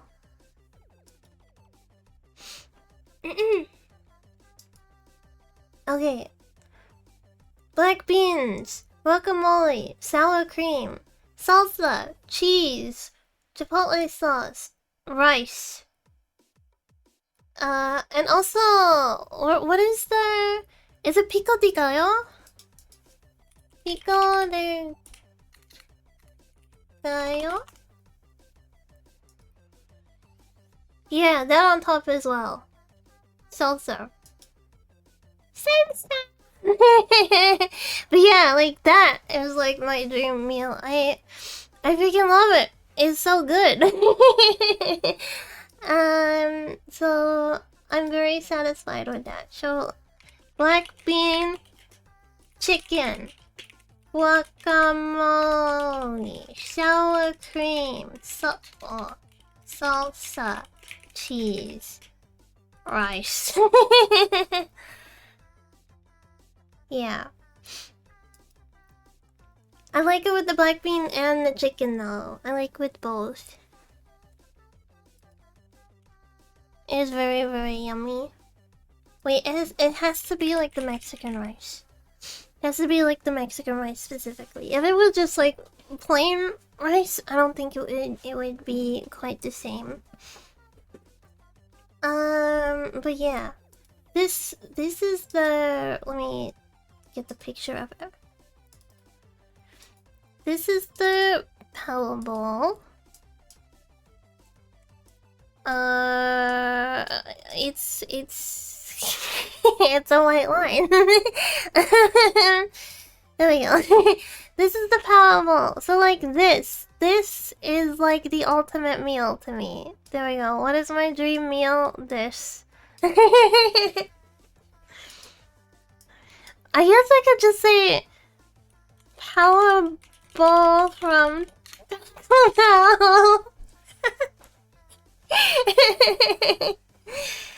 Okay, and I'll post the pictures. No, if I post the picture, it'll like get rid of this, so I gotta keep the picture there.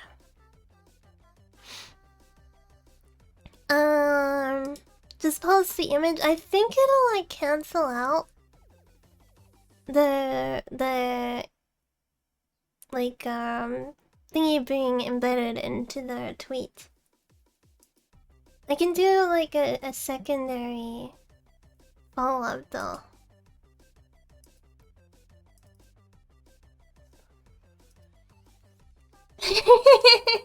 There we go.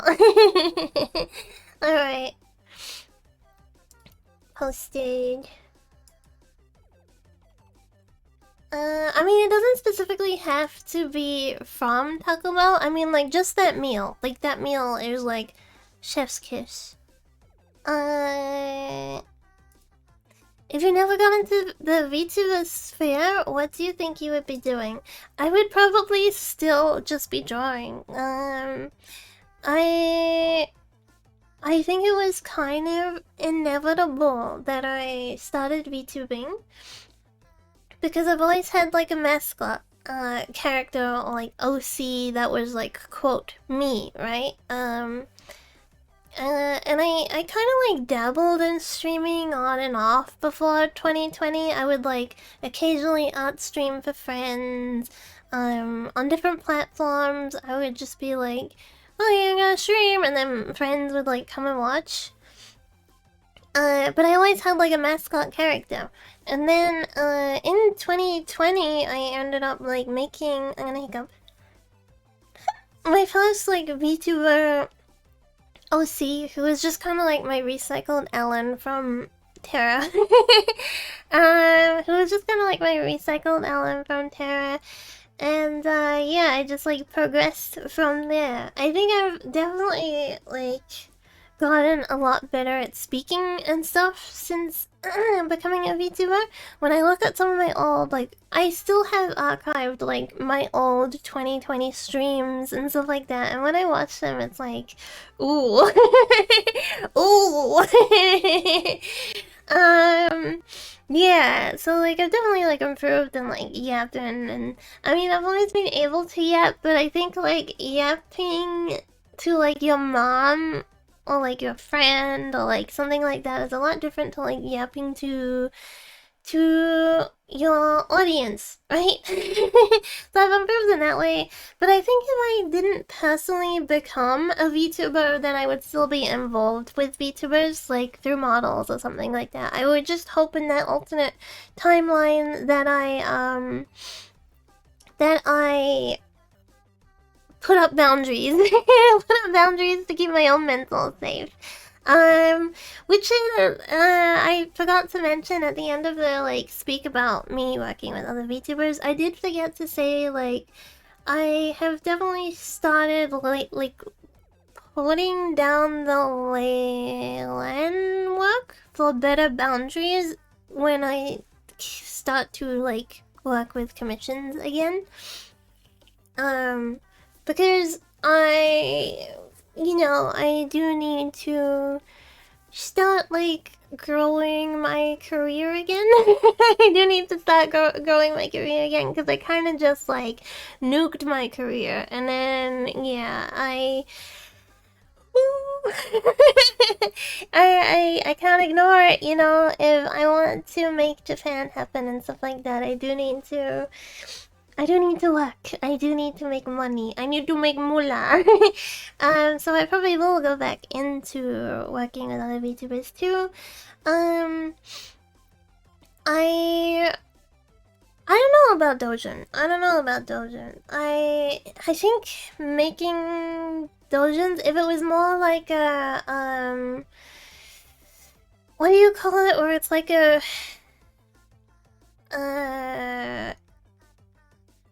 what are the gravier models where it's more like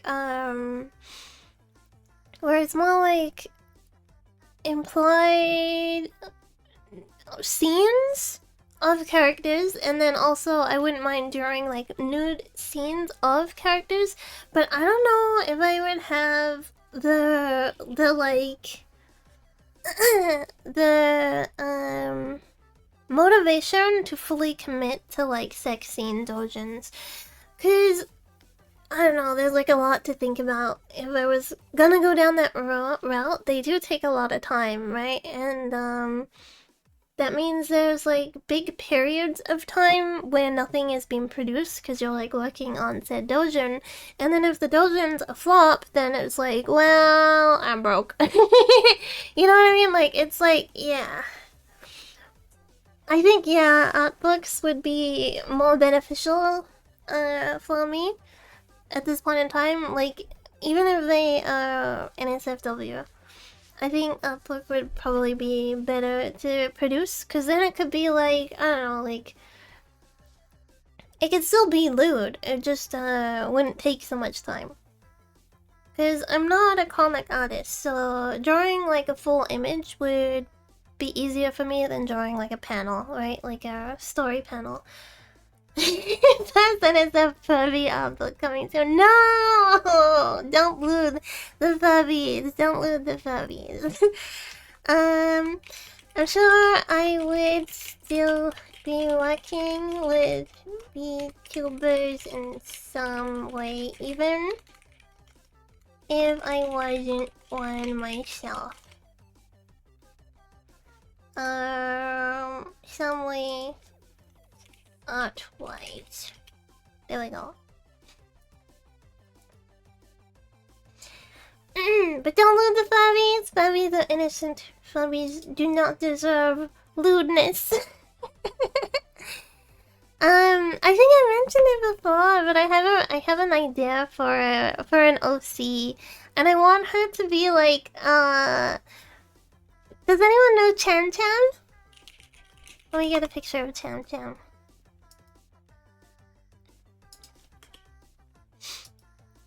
I kind of want her to be like Cham Cham, but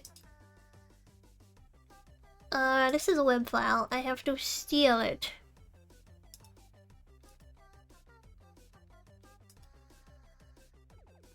Cham Cham is from Samurai Showdown. Let me just get this picture. This is an old picture of her, so I want to use this one specifically because it's old and therefore it's better. Just like a woman. Trust.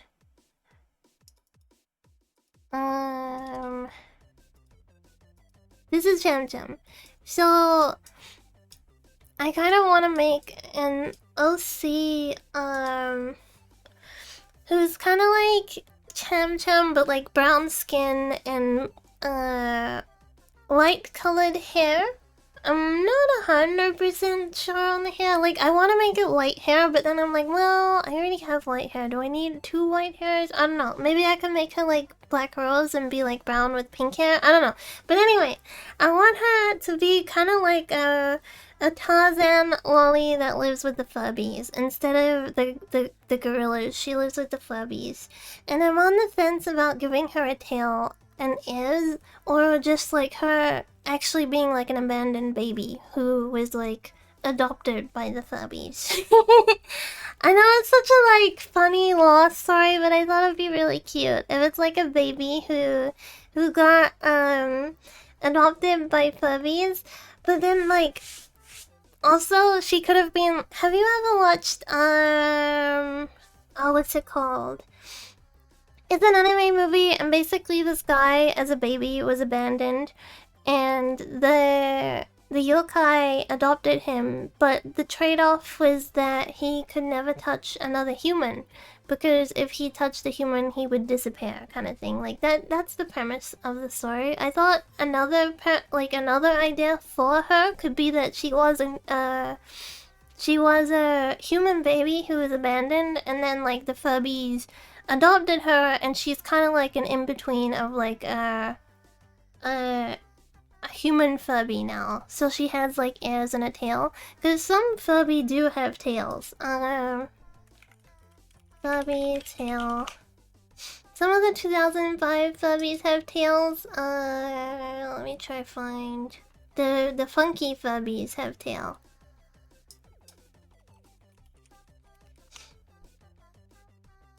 And there's like a okay. This picture you can kind of see. It's a web file. Grr. Okay, this one. It's a web file. I'm gonna steal her. This one's cute. I was thinking kind of like she's no longer human kind of thing. Like she's being converted. You know what I mean? Like maybe truthfully the baby died, but the Furbies did something like not to resurrect her, but to let her soul continue, that kind of thing. But you see this Furby, how he has a tail? She would be like that, I think, if she was like in between. Hotarubi no Mori. Yeah, that's it. That's a good movie, that. She could be a lost heiress who regains her fortune and creates the Furby. Forbidden ritual. Something along those lines where it's like a baby who is abandoned, and the only way to like but no like dark side to it, just like, you know, the became a yokai, basically. Like the baby died and the spirit became a yokai or something like that. But it's probably easier to just be like a human child that lives with the Furbies. But tails are so cute. Tails are so cute. Yeah, the judgmental look. Me explaining the story idea and the Furbies looking at me like this. I was like, I got this great story idea. You want to hear it? Okay. Next question.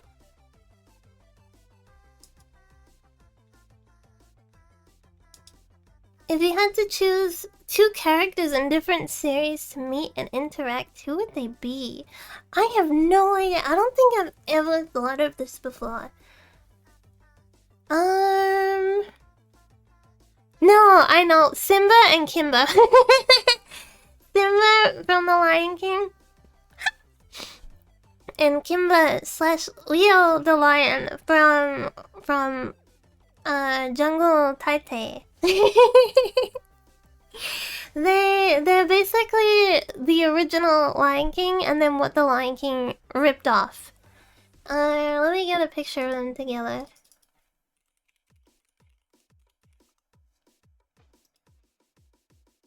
I want a picture of them in their own styles, but it seems like everyone who draws them together like draw. Oh, this is a good picture.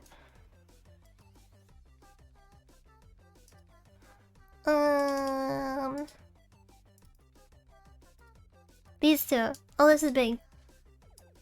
Panthera85, thank you for your image. These two. I would want these two to meet. So, in the original production for The Lion King, Simba was actually a white lion. He was actually a white lion, and they changed it. A lot of the things that happen in The Lion King happened to Kimba. There is like no doubt that The Lion King kind of like yoinked Kimba. He's called Kimba in English, but he's Leo or Leo in Japanese. The voice actor for adult Simba too, when he got the job, he was like, "Oh, I'm so excited to voice Kimba because I grew up watching him." Whoops. But yeah, these two, I would want these two to meet. Because I love them both. I'm fond of them both. Even if The Lion King is like a ripoff, it was such a big part of my childhood, and it's very, very special to me. So yeah, I loved Kimba too. I just happened to get really lucky. I found out about Kimba when I was like 9, and then out of nowhere they just started like selling, you know, at like supermarkets how they would sell like really random like shitty old DVDs, uh, like old cartoons and stuff. They just started selling Kimba, and I had like found out about it like not long before that. So it was just like, you know what I mean? And yeah, I was able to like collect Kimba DVDs, and I was able to watch it, and I kind of had both of them in my childhood, and yeah. Yeah, it was just like perfect timing. It was so good. Um, Lions were also like one of my favorite animals for a very, very, very long time. They're still very much up there. I do like lion, but I think my favorite African cat nowadays is a cheetah. I love cheetahs. I love their like lanky bodies. I want to show Lion King concept art to show this picture that shows Simba as a white lion. Also, Kimber's like girlfriend looks like Nala. They're like the same design. I still haven't watched the Kion. The Lion God. I need to watch that.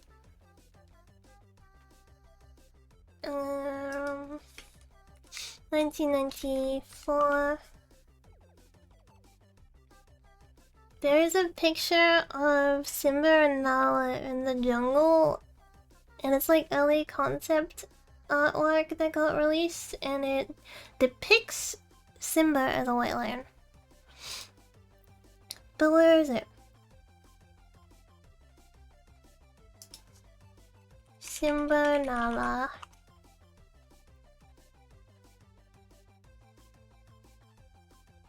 Herm. Why is it being such a butthead to find? Concept art Kimba. Try to see if it's like in the comparison. Oh, I found it. Okay. This is like one of the concept pieces for The Lion King. We're showing Simba as a white lion, and Nala as a normal lion. Did you know that the white lion is created from backbreeding? It's like mother to father, or like, you know, interbreeding. That's where the gene arises from. Once the gene is there, it's there, but like the initial way to create a white lion is through inbreeding. Here's something interesting to go over.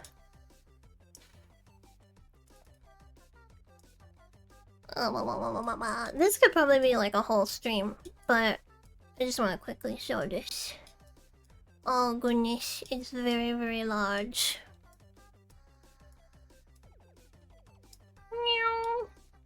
I have started working on another costume stream. It's just they do take, they're like, I have to do a significant amount of research and like make sure that my claims are real. So it's kind of like writing an essay to prep up the stream. So I would like to have it this week, but if we don't have it this week, then we'll have it next week. So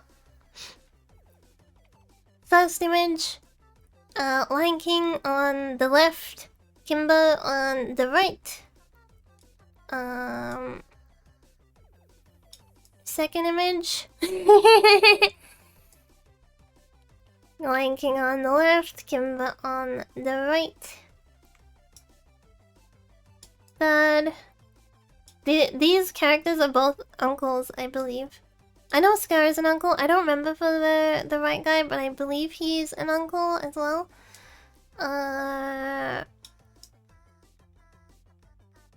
Yeah.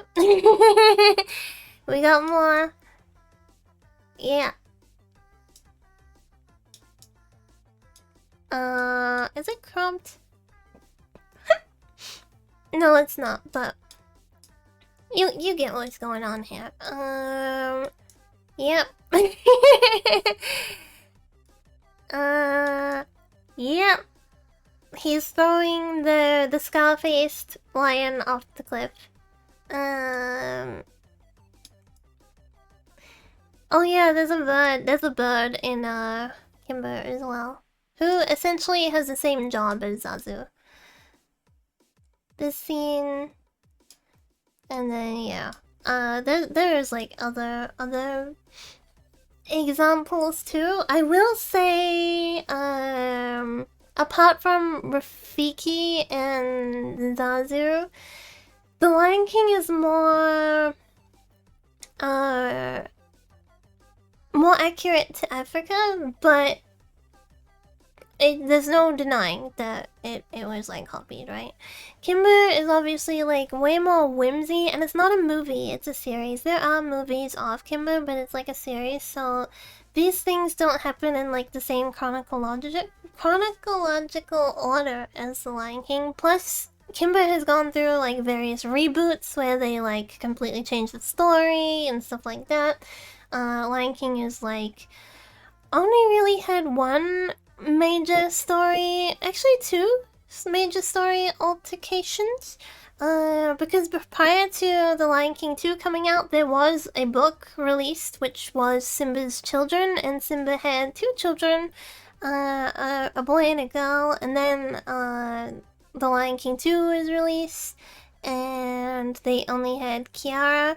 But then they made The Lion Guard, which brought back the sun, but then they made the Mufasa live-action movie, which changed a bunch of lore that was created outside of the movies, so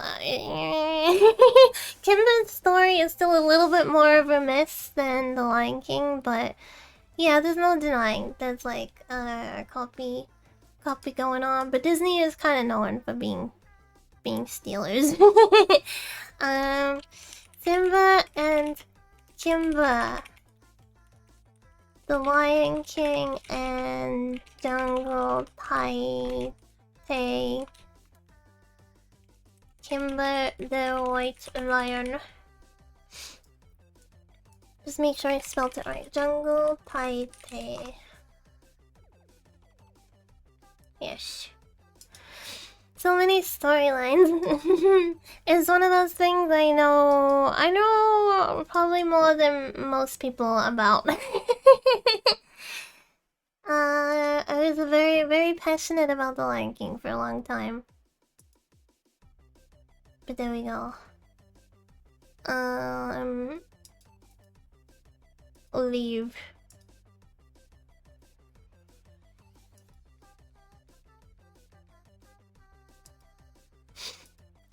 Enter through the narrow gate, for wide is the gate and broad is the road that leads to destruction, and many enter through it. I guess this is kind of saying like the easy way. The easy way is not always the best way, right? The easy path is not necessarily the best, but many people choose the easy path because it's easy. Because obviously it's easier to walk through a wide gate than a narrow gate, right? A narrow gate would take a significant more amount of effort, but the effort will pay off in the end. That's the way I interpret this. Thank you, Bible Anon. Thank you, Bible Anon. I like these ones. I do like these ones because it's like it's fun to read it and interpret it.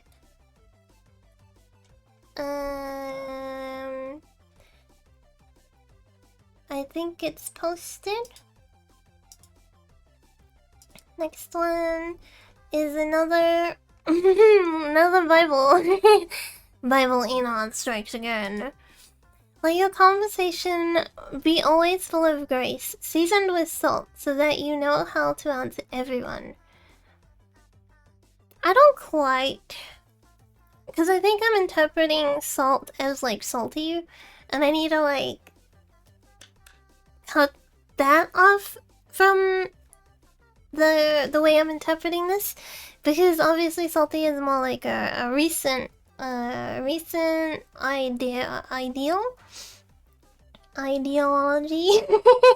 if you can call it that.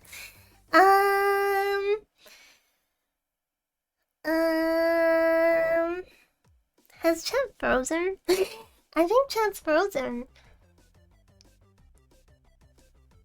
Yeah, it is, right? I just noticed it's frozen. Do I have to keep it open for it to be, like, functioning?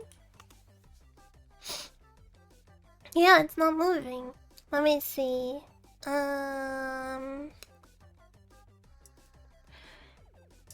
There's a lot more spices than just salt. That's true. That is very true. I'm just opening up Stream Elements so I can see if it functions, like, if the chat is open. I don't wanna load. I don't wanna load. Okay, well, I guess chat is just frozen right now. It's not loading! It's not loading! Yeah! Stream Elements, open up! It's the police.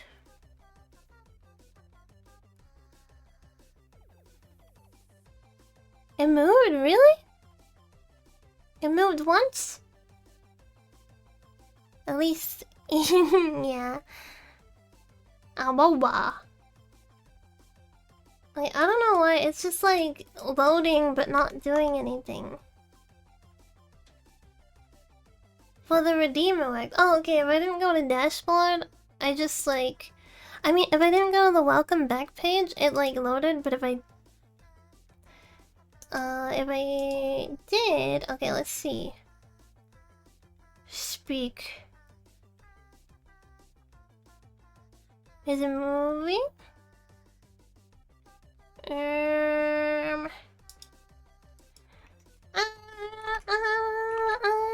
Okay, it's frozen. It's still frozen. What the heck? Let me see if I need to refresh.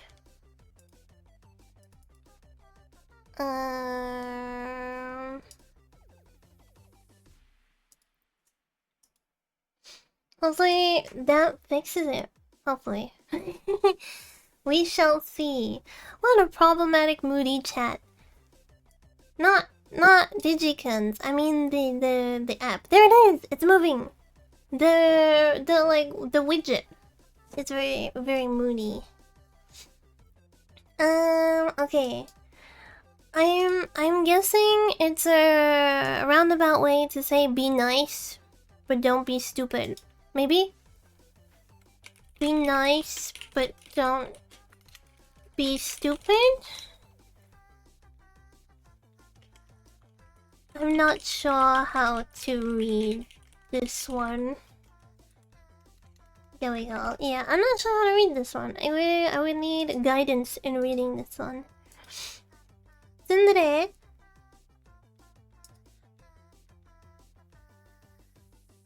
Close this. Next one. We are down to 14.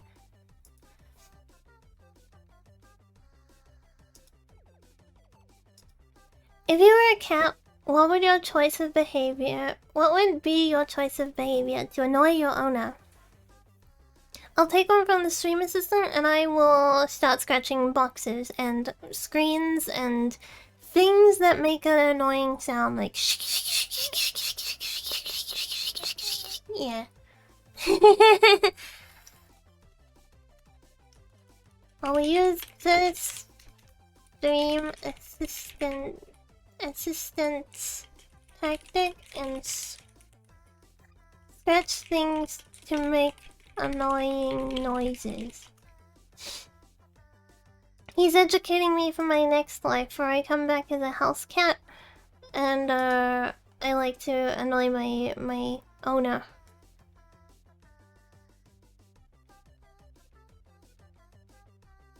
Close this. Next one.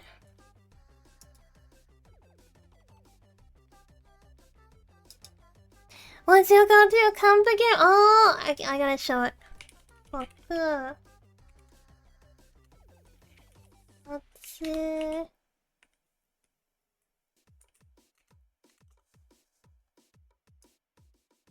Okay, it is Boku no Natsuyasumi, but specifically 2. Because 2 was the first one that I played in the series, and I feel good every time I play this game. It's really lovely. It's like the whole concept is basically you're a kid and you're spending summer with your family in the countryside until you're on an island, but you basically go stay with your family for the summer while your mom is having her second baby. And it's just like very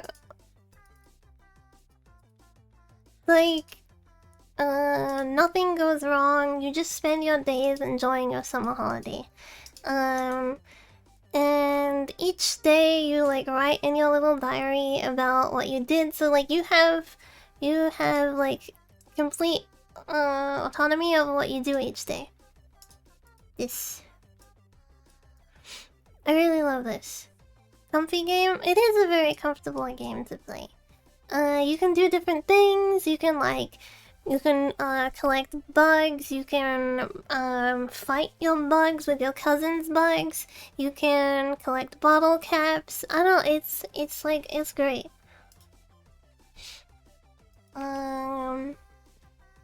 Definitely one of my favorite games. I have started playing the most recent one, which was renamed. Can't think of the name off the top of my head, and it definitely looks a lot different. I was worried that the vibe wouldn't be there, but it is, and it's done a very good job. Although I just I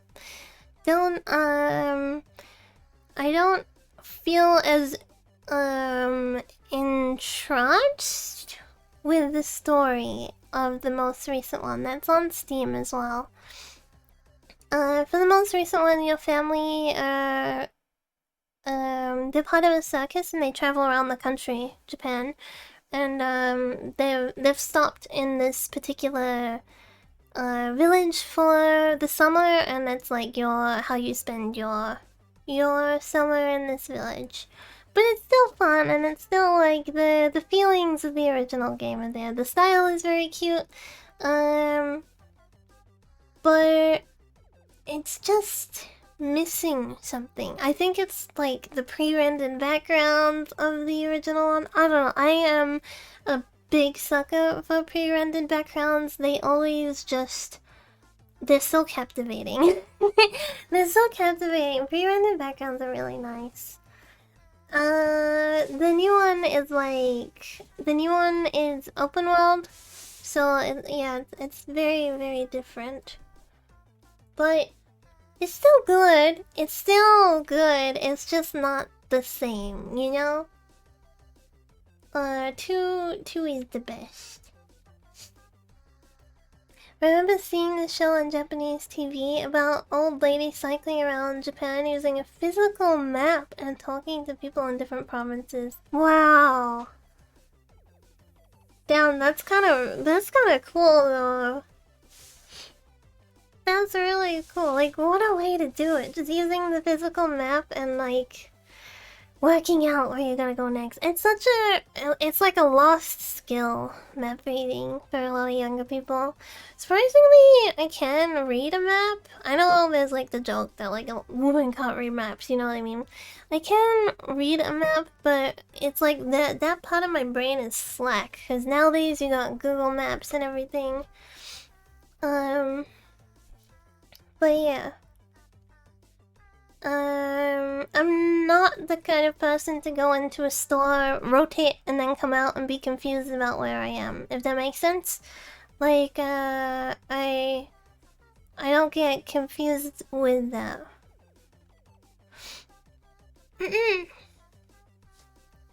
I'm good at, like, going into a store and then, like, knowing which way to come out or which way to navigate back to where I came from, that kind of thing. Topography maps are interesting to look at. I know what they are, but it's not coming to mind. Let me look it up. Oh, yes, okay. Do you remember the old days where you would buy, like, a book that would have, like, maps? I don't, like, so... When my mom and I moved cities, we had a cat and a dog, so my mom didn't want to fly them down, plus all our stuff, when we, like, originally moved cities when I was, like, 12? Yeah, 12? We moved cities, we moved to, like, the other side of the country, but instead of, like, flying, we, like, drove, so we went on a road trip, and we had to have, like, maps, right, to know where to go and stuff, and it would just be, like, a booklet that would, like, have different pages of, like, the map of each city and stuff. That was a lot of fun. I liked that. She was cycling with the entire crew, like cameraman. Oh, there was a VTuber. There was a YouTuber who did that too. He like cycled through Japan. And then like different friends joined him throughout the way. But yeah, YouTuber did that. I remember before the YouTuber did it, there was a guy who like skateboarded through Japan. I don't know if he ended up succeeding, but yeah. That would be something cool to do if you had the, like, the means to.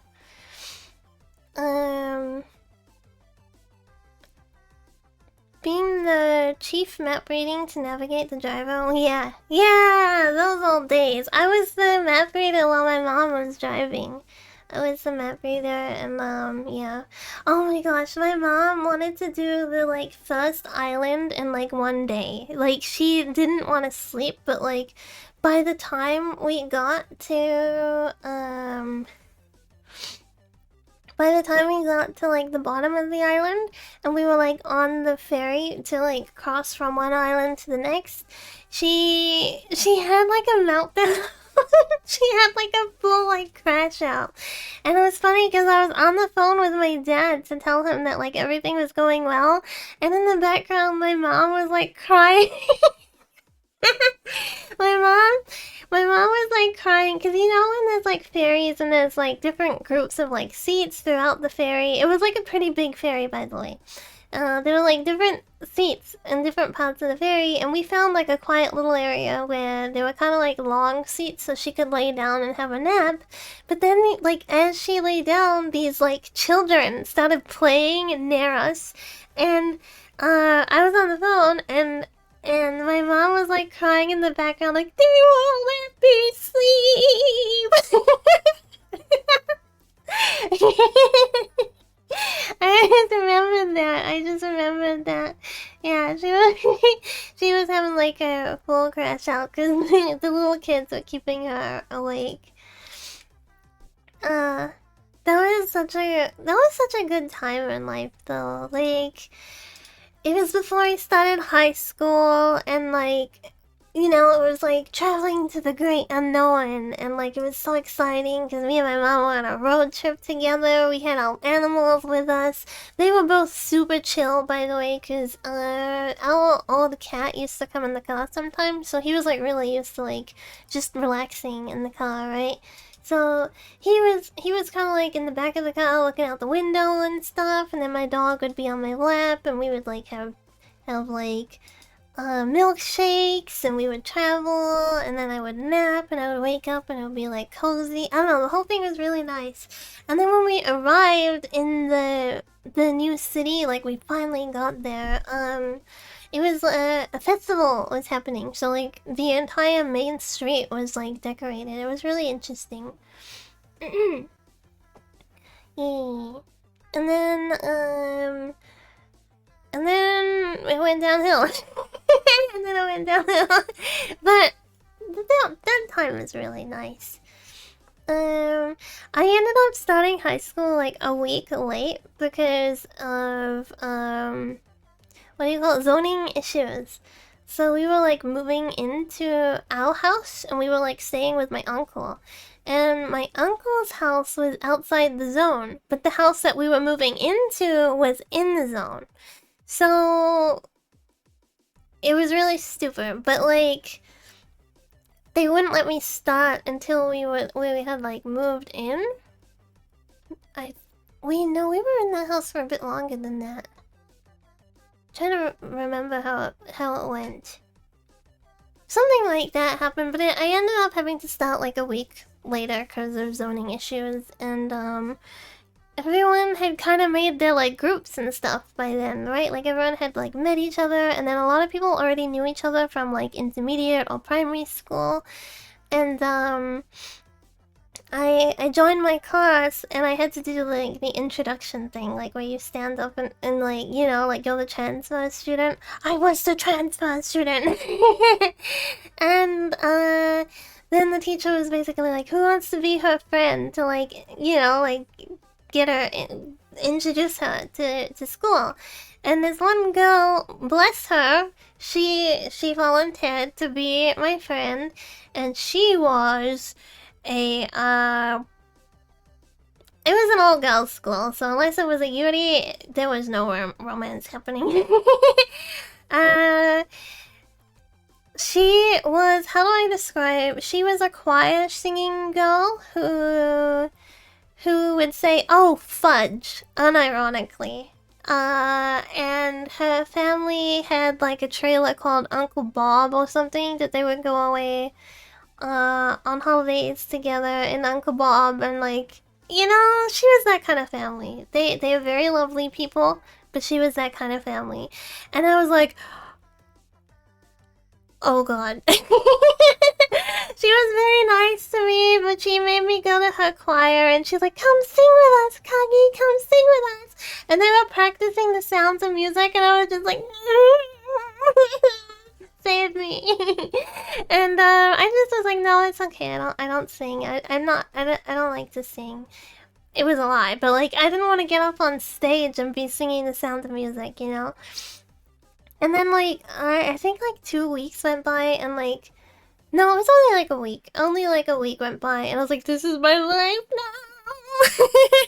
So then this random girl was like, hey, come sit with us. Come sit with us. And I was like, okay. And then I met another girl, and me and her just like hit it off immediately. Like we were both like really stupid, lol, random 13-year-olds, you know? And the girl that introduced us got really jealous and like was like, I'm not your friend anymore. But then we were like, see ya. And then that's how a friendship happened. It's Sunday. Oh yeah, time's up. Hi Linky. Yeah, I'm in the future. Marshmallow Monday is in the future. But for a lot of you anyway. This question. What is my favorite thing about streaming? I think honestly it has to be the Digikuns, because like yeah, it has to be, because I wouldn't be having so much fun if there wasn't like Digikuns to bounce off of, right? If I was just streaming to the void, it wouldn't be the same. It's like the chat makes the streamer. What's your favorite thing that isn't Scar? Yeah, I don't know. It would have to be Digikuns. Hi, Pinky. Hello. Hope you're doing well as well. I'm good. It's been a good day thus far. It has to be the Digicans. Streamer is nothing without viewer. There we go. Boop. But yeah, essentially, like, your viewers make your stream. And I also think, like, your viewers kind of, like, make or break your experience streaming, right? Like, having a chat that follow, like, how do I explain it? Having a chat that has the right vibes versus having a chat that does not have the right vibes. You know what I'm saying? But I do think... Thank you for following. Welcome. I do think chats do reflect the streamer to a degree. Because as the streamer, it's definitely up to you to police what is okay and what is not okay. I don't know, Digicans are pretty well behaved. Digicans make me very appreciative of the little community that we have. That sounds kind of like fake and generic. I don't know. I wanna have like something more to add to it, but it's just kind of, it is what it is. Some viewers are nice and make some make a calendar of your periods even nicer. Some, I don't think I have any extremist parasocial viewers. Not yet. But yeah, no one's made a calendar of me. No one's made a calendar of me. I will not encourage nor discourage. You are free to do with your own time what you wish, unless that involves sending me a pipe bomb. Then do not do that. I would not like to receive a pipe bomb in the mail. Or a dead rat.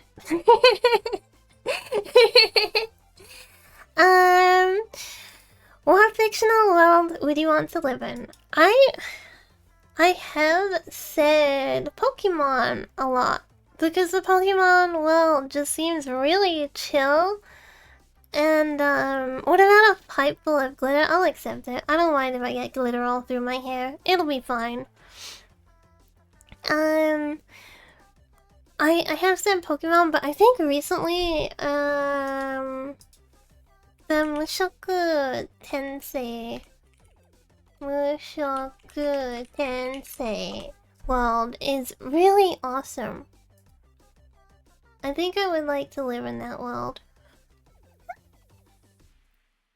Let me find a picture.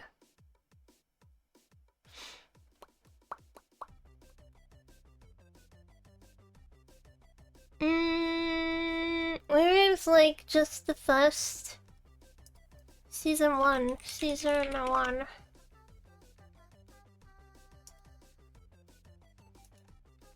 This is under the assumption that when the great, thing happens, I was safe. I'm assuming that when something big happens, I didn't die. Because if I died, that would suck. But like, the concept of the world and everything is really awesome, and like, there's like magic and stuff, but it's not like doom and gloom like Dark Souls. And I like the world building. This one. I like the world building in this world. I like that it gives you enough to really feel like the world is alive, but it's not like over convoluted that it's like it's nice. It's good for what it is. It's really good. I'm usually not an isekai fan, or like I'm not like a huge isekai enjoyer in like overall, but I'm not closed off to them kind of thing. And I heard good things about this, and I liked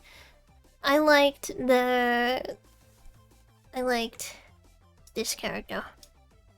So I was like, I'll give it a go.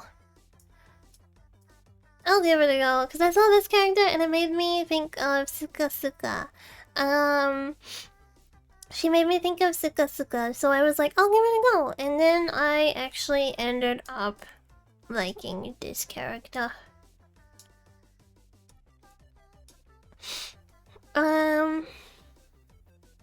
Like that one doujin where a dude dies and reincarnated in a fantasy world, then dies again and is reincarnated in his own world as a girl? That sounds interesting.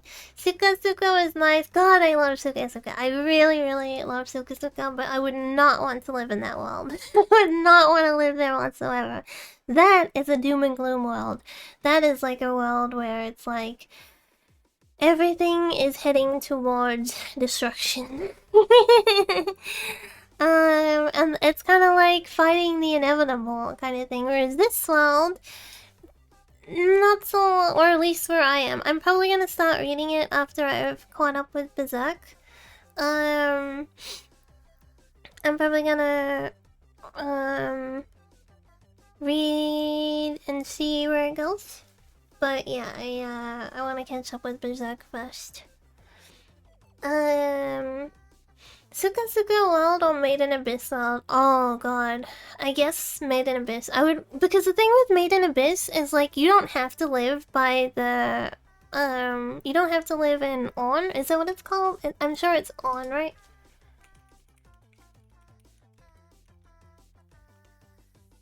Oth.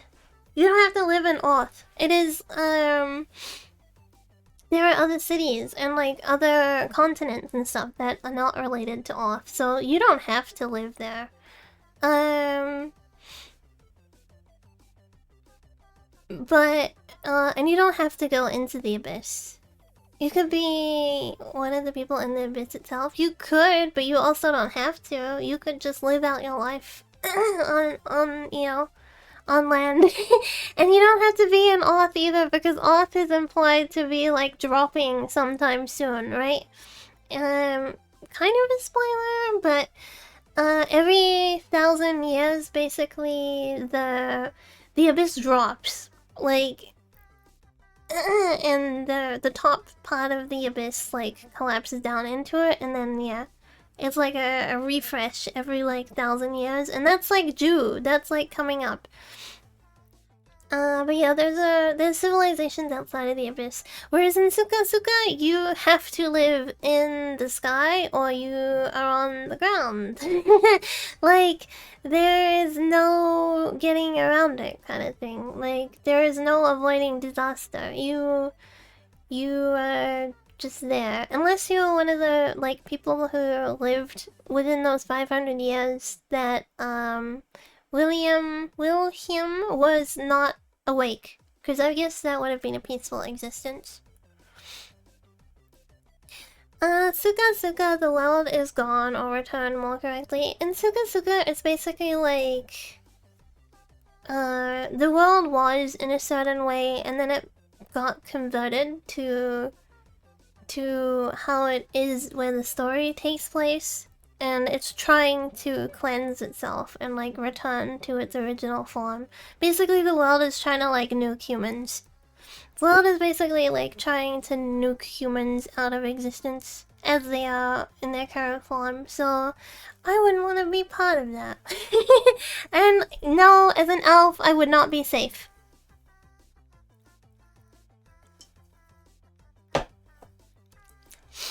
As an elf, I would not be safe because the beast people, the orcs, all of them are not safe. They all fall under the same category.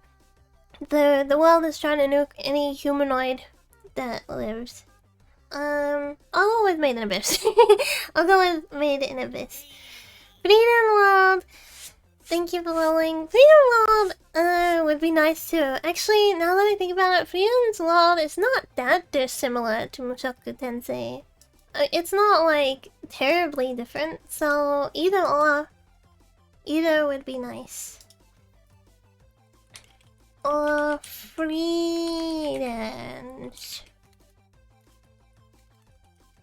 I like that there is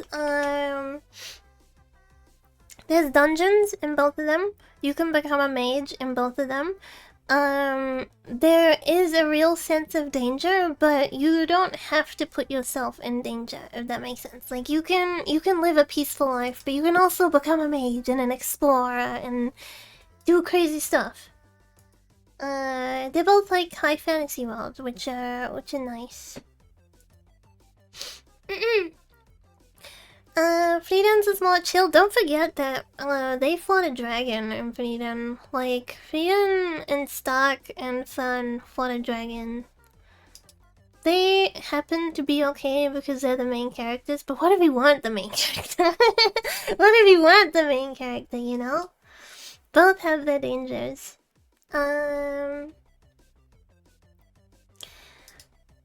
Close this.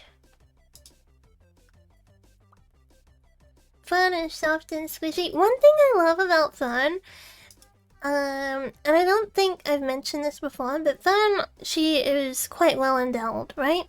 But it's very realistic in the way that she wears her clothes and stuff, because as someone with large breasts, you're never gonna be like the same kind of petiteness as someone who doesn't have large breasts, right?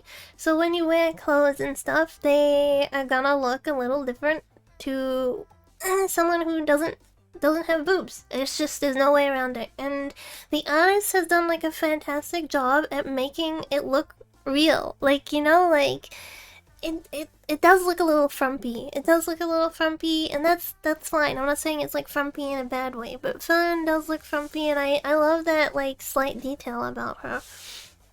Especially next to Frida, she looks like, you know, like a woman with big boobs. I don't know how else to say it. I just love how Fun is illustrated. It's really well done. If one of the main characters get a class change to poop? Huh? What? Fan is a great character. She is really good.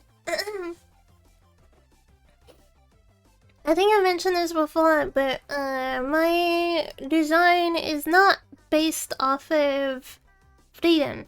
It's just coincidence that we both have white hair and split bangs. my design is basically just fox turned elf, and I grew my bangs out, so I decided to go with split bangs. I don't know if I showed this actually, but originally my fox design was gonna have split bangs. Let me see if I can pull this picture up. If I still have like the concept. I do. I have some of the early concepts I did for fox design.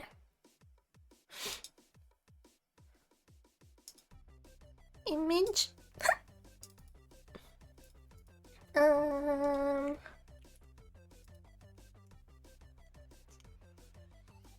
Okay, which one is it? Is it this one or this one?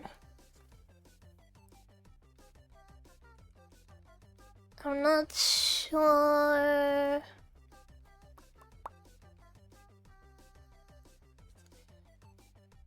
This one.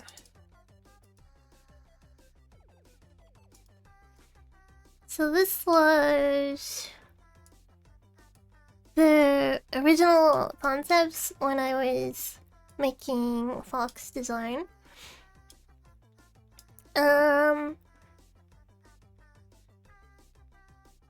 Quite different than what I settled on. But you can kind of see like the idea is like coming together, right? I played with different mix and matches on hair and tail combinations, because I personally really love like the black hair with white ears or orange ears. But I know a lot of people aren't really into that, so I was like, I do have to think like I'm not the only one looking at me all day. And originally I had planned to kind of put like foxfire in the ears, but I didn't know how to animate it at that time, so I was like, I don't want it to just be like a still flame. You know what I mean? I don't want it to just be like a still flame.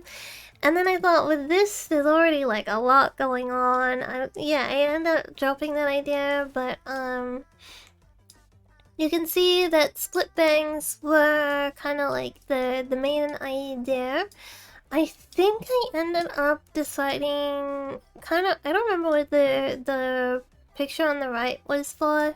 I don't remember what that was for. I think that was supposed to be like what my background was gonna be or something along those lines. I don't remember. Bikini Beach DLC when? We had a beach episode on New Year's, silly. We already had a beach episode. But yeah, the split bangs were the original concept. I don't remember why I ended up going with non-split bangs, but looking back at them, there's a lot of really cute ideas. I particularly like the twin tails hair. That's really cute. I think ultimately I decided not to go with short hair though, just because I don't have short hair and I wanted to self-insert in some way. You know what I mean? Like, I wanted to be able to self-insert in some way, and I have long hair, so I have long hair, so I was like, if I ever want like a short hair, I'll make it like for an outfit or something. But yeah. So it ends up just kind of being a coincidence that I look like Frieden, but well, Frieden has green eyes, but other than that, we look very similar. Definitely gone through several cute options and concept, yeah. Black hair Kagi is succubus. Wait, there was another design that's not shown. Here's some other ones that I concepted as well.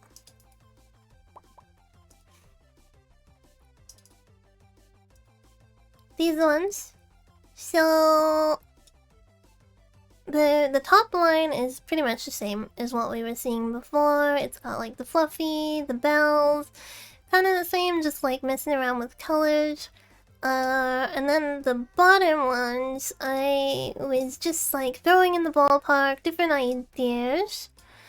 So the left one is meant to be more like Taisho era, because I love like Taisho made kind of outfit. It's so good. The middle one was kind of more based on... There was an adopt I made a really long time ago, and the person who adopted her requested some changes to the design. Wait.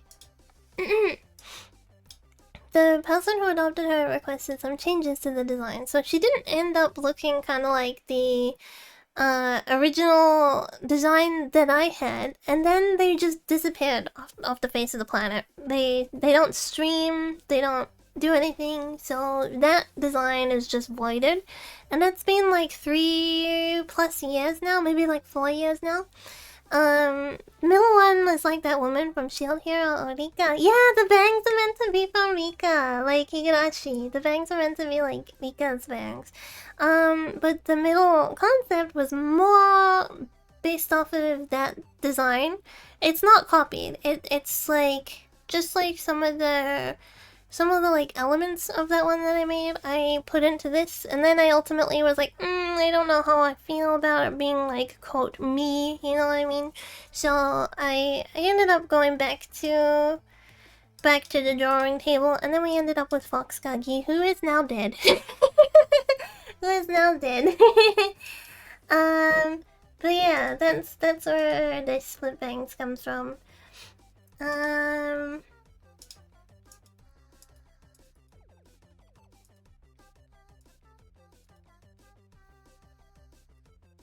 If your model had a theme song, what would it be?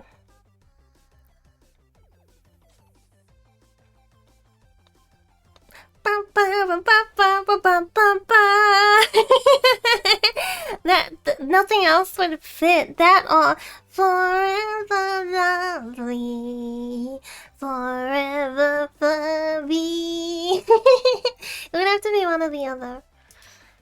Pa pa pa pa pa pa pa pa pa or forever Forever. Furby. Yeah, one or the other. That's an easy one.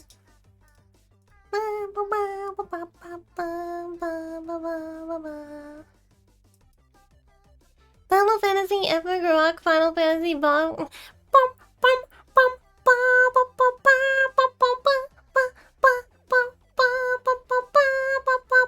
Taki channel.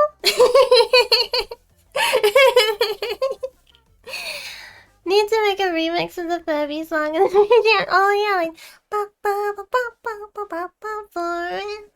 lovely. That would be so cute. That would be really cute. Next one.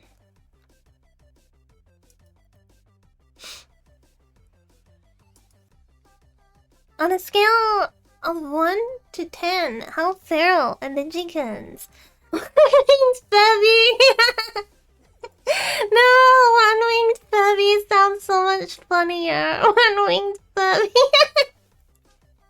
Oh, why it's so much funnier. Bam. Oh, Tolu. Bum bum bum bum bum bum bum. Oh my god, the first time I ever fought Sephiroth in Kingdom Hearts was a mistake.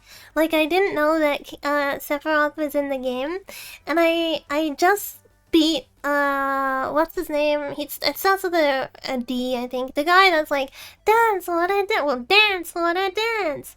Him, I just beat him, I left the area, and then I was like, oh, did I forget something? And I went back into the area, and then, like, this cutscene starts. I'm like, huh? Huh?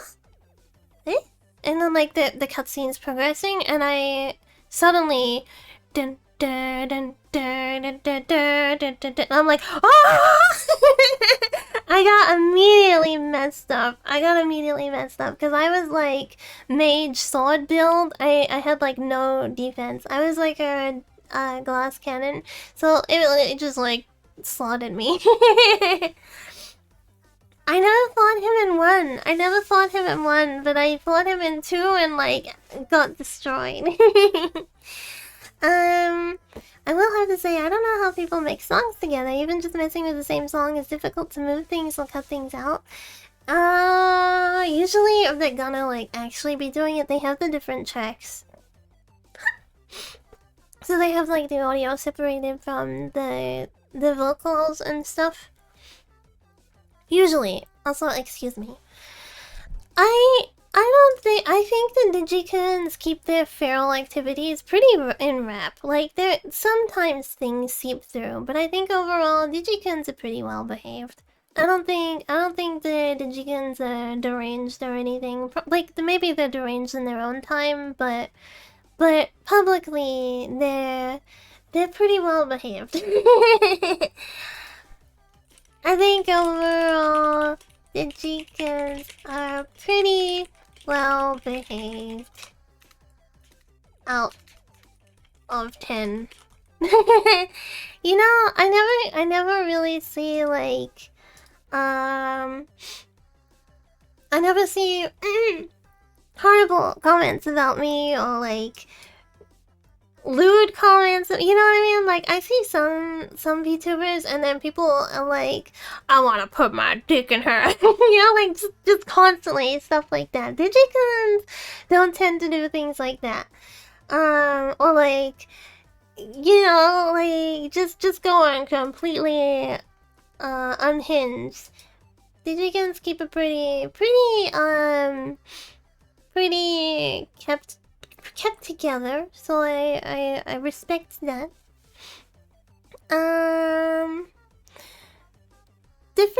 Just different franchises, but both cool as hell. I still want to try it. Oop, where? The rumbling light. The rumbling light they bear is nature's infinite beauty. I'm out of 10 in feralness. It's true. But that's still not bad, right? It's still not bad. Next one. What is the pettiest thing that's ever tilted you on stream? Oh god. There's been a few things that have tilted me, right? Like, I've rage quit a couple of games, which I can't think of right now. Wait, I kind of rage quit Silent Hill 4 because it wouldn't work.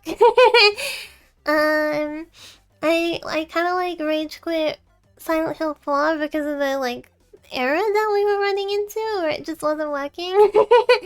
But that wasn't on stream. I guess I didn't like tilt on stream. Oh! Oh wait! I remember a really long time ago. Someone came into my stream and made fun of the way I say like the like they were basically like stop stop trying to sound cute and like young, essentially. Like stop saying like speak properly is what they were saying. They came in and they were like fully seriously being like, I'm just trying to help you because it's not healthy that you speak this way. You should say the correctly. I have like British teeth. I have British teeth, right? So like I have trouble with saying like the TH sound correctly. So it often comes out as like a D. And I got so tilted that they were telling me to say it correctly. I got so tilted that they were telling me to say it correctly and stop trying to sound cute. Yeah. I got so tilted at that. That was way long ago. That was like 2020, I think. I think it was like a really long time ago. I mean, if that happened now, I wouldn't be offended by it. But back then, I got really tilted. They admitted you sound cute. They were like trying to say like stop trying to like put on a fake voice and like sound cute and stuff. You know, like they were basically trying to be like grow up and act your age. I was like, bitch, I'm a VTuber. Get out of here. I wasn't there for that, but that's such a specific nitpick. Yeah, it was like some teenager probably just like angry and like, I don't know, trying to pick fights. You know, there are those kind of people on Twitch where they'll just go to different streams and try to like pick fights with the streamer. It was like that. When I first saw you, I thought I heard like a New Jersey accent. Really? I don't know how a New Jersey accent sounds, to be honest. Someone being a jerk? I know, okay, I know personally, when you're young and like you're like a teenager and life is kind of shitty as a teenager, like for most of us at least, right? Life is kind of shitty when you're a teenager. You feel like angry a lot of the time. You feel like angry or upset, you know, like, and there's no way to like get rid of those feelings because you're just stuck. Like, you can't just like move out of home, or you know what I mean? Like, you can't change your circumstances. You're a teenager. You don't have the like self-authority to do those things. And I know that can kind of like bleed into your online experience where you're venting in a way where it's like you don't think that you're being what you're being. You know what I mean? You don't think, essentially, because you're young and you're dumb. So you just go around causing trouble online because you don't think about repercussions and stuff. Because to you, it's just like, oh, it's just online stuff. They're gonna feel the same way. You know what I mean? You just don't think that way when you're young. So yeah, you're just being like a little jerk. But I think in 2020, I felt like I had to preserve my image a bit more, or like prove that like my voice was real or something like that. You know what I mean? Whereas nowadays it's like I can't change your opinion. I can't change your opinion. You want to think my voice is fake, and it's no skin off my nose. It doesn't change anything for me. So, oh well.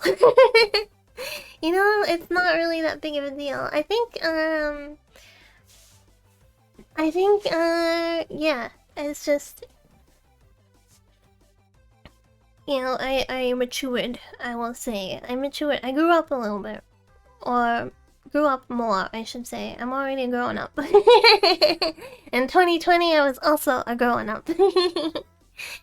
I can remember being cringe on the internet as a young. Yeah, same. You're so understanding. I'm just old. I think I'm just old. I think as you age, you become more wise with the seasons past.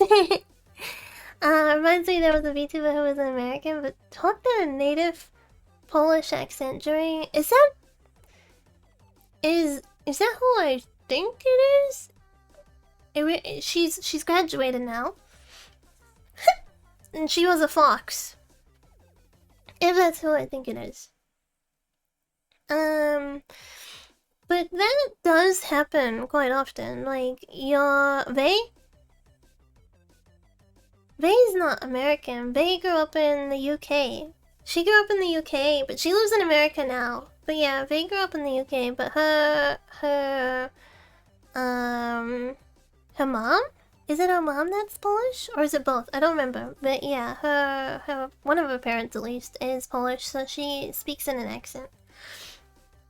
But yeah, Vei grew up in the UK and then moved to America to move in with her significant other. That's not me like doxing anything. It's like completely open. It's completely open information. There was another VTuber though who is Polish who lived in America, but she sounded like she definitely had an accent. You know what I mean? And she was a fox, but she's graduated. I wasn't hurting people, but yeah, I remember the team being so easy to put yourself. Yeah, I agree, and it was like, as a teen too, you kind of just think like, oh, it's just online. You know what I mean? Like, if they get upset at this, that's kind of like their fault. You know, like you kind of have more of that mentality. But as you grow older, you realize like that's not necessarily the case. Just because you think something is so does not mean it is so. I think it was way back in like 2020 when I got tilted over someone trying to correct the way I speak. Okay, there we go. That one's kind of funny. I wouldn't say it's embarrassing because if I was embarrassed, I probably wouldn't share it. But it's funny thinking back on it. It's funny thinking back on it.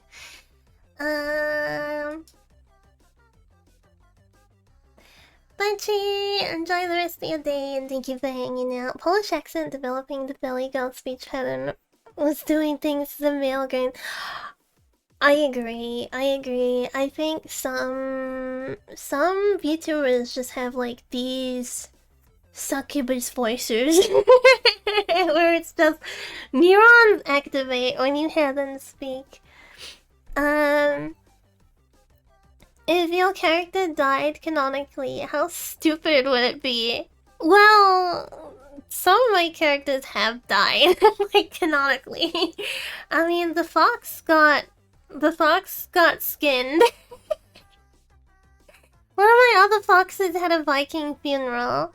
I think I still have that mod somewhere, so maybe one day we can watch a model graduation stream I did where I had a Viking funeral for one of my old models, and I I put it on a boat, and then I put it out to sea, and then I set it on fire. It's so stupid. It was so stupid. It was like really, really stupid, but it was a lot of fun that stream. Despite the implications that like the model was dying, you know. The soul lives on. Such a drama queen. It's funny though, giving a Viking funeral to one of your models. I don't know. I know I say it like every reincarnation that I'm done changing. I'm like this for now, but truly I don't see Elf going anywhere anytime soon.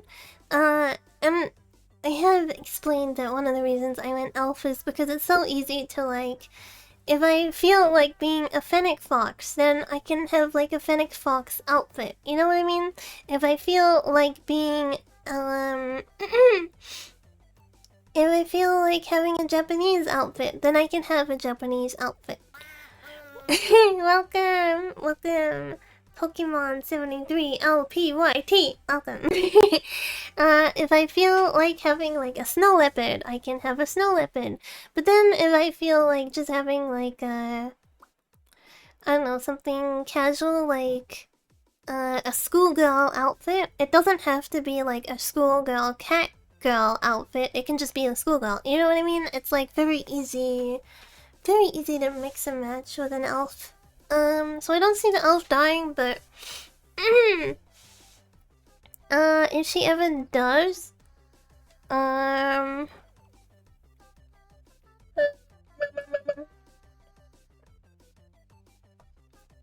what is the most horrible way to die? She can drown. We'll put her in a fish tank.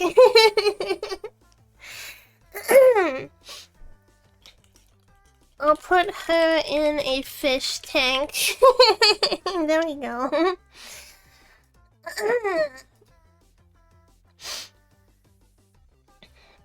So in other words, forward to the model. No, it's gonna be a fish tank. It's gonna be a fish tank. And it's gonna be like one of those, you know, it's like, how do they escape? They're chained up in the fish tank and they're gonna get out. You know, those kind of like suspense things that people do? Like escape artists. It's gonna be like that, but she's gonna drown. And we all know that she's gonna drown as she gets into the fish tank. And no one is gonna save her. No one is gonna... dies in the octopus. Oh god. Imagine actually illustrating like my own sex death. There is actually like a doujin that I have read before, and it's all fairy from Granblue, and I think it was fairy. But basically, like, she spawns into this body and then like gets fluffed to death, and then like when she dies, the soul goes into like the next body and then like fluffed to death again. I think it was an Asanagi doujin. I think it's an Asanagi one, but yeah, I have read a doujin where like that happened.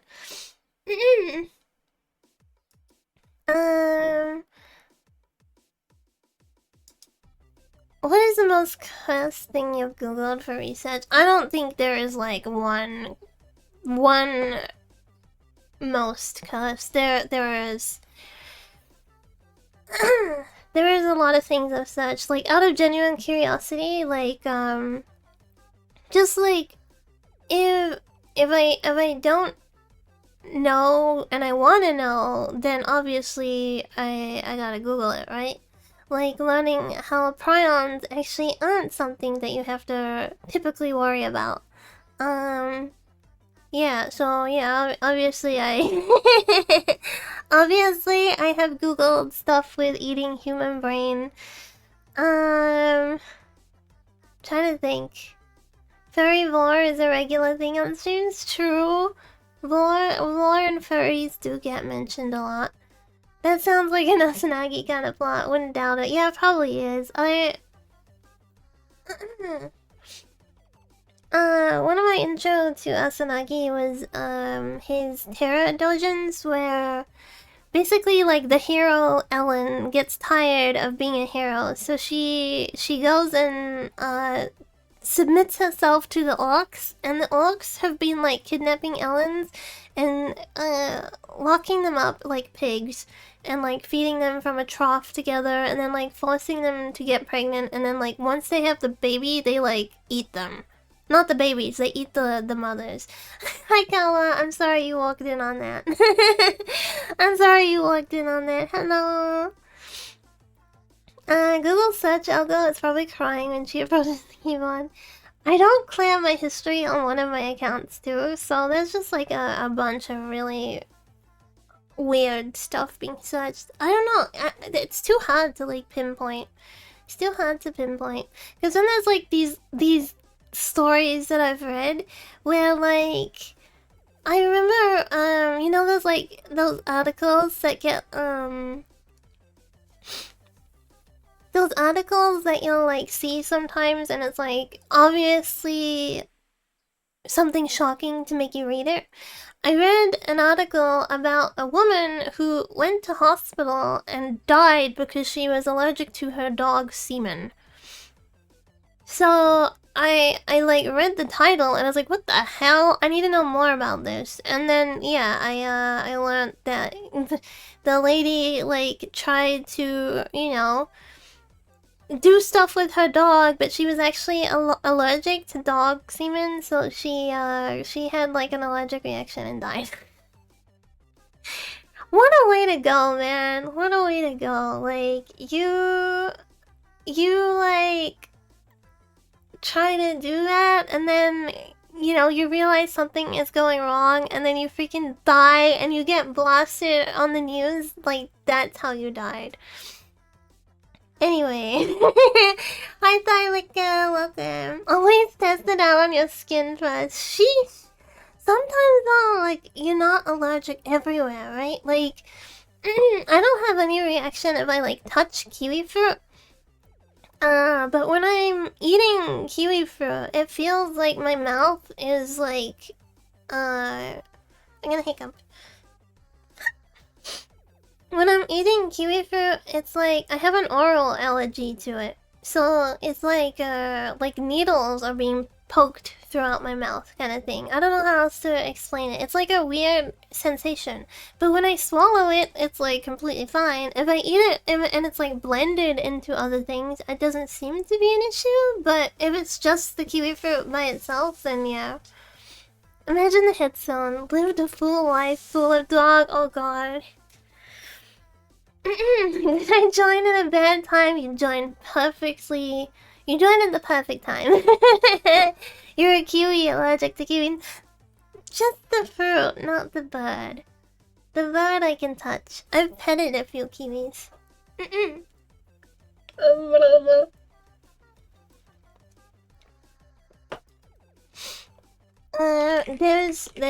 There's too many.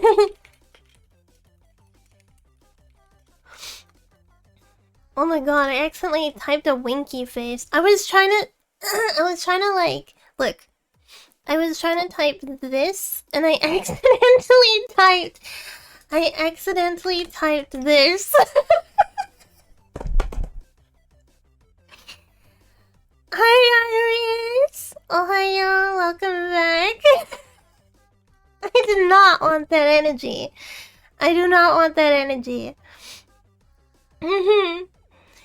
Wild kiwi. Yeah, it was a wild.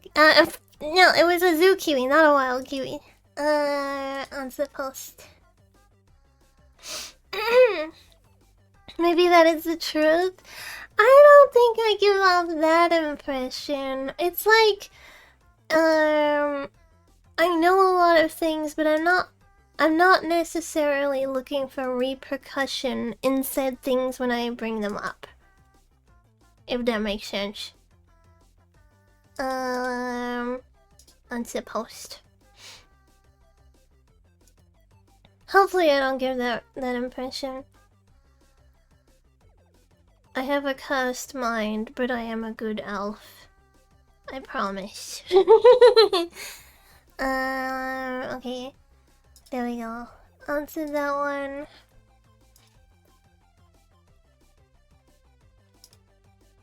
What's something you know you shouldn't say, but think about saying every stream?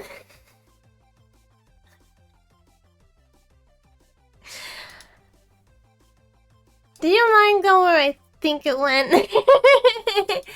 Did your mind go where I think it went?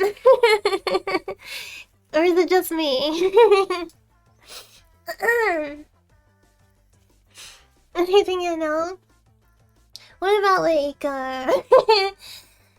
Dun dun dun dun dun dun dun dun. Life is like a hurricane here in Duckburg. Lasers, Aries. Wait, race cars, lasers, airplanes. It's a Duckburg.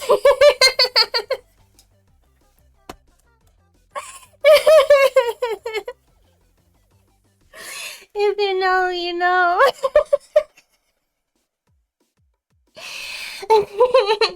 Might solve the mystery. We write history. DuckTales. Oh. Okay, let me just say that. There we go. There we go. Let me get rid of this. I feel like if you know that, you're old.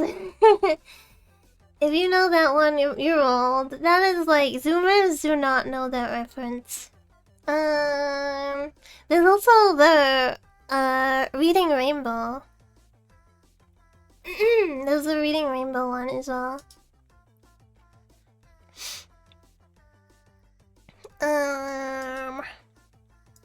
Next one. What the heck? You see a random Furby on your walk. It looks at you with soul-deepening eyes. What do you do? I welcome it to the refuge. The Furby... the Furby rescue. I welcome it to the Furby rescue. Wait, they already don't know that one. Doopy. How does that one go? Butterflies in the sky. I can go twice as high. Take a look in a book. Reading Rainbow. Yeah. I can go anywhere. Suck my dick.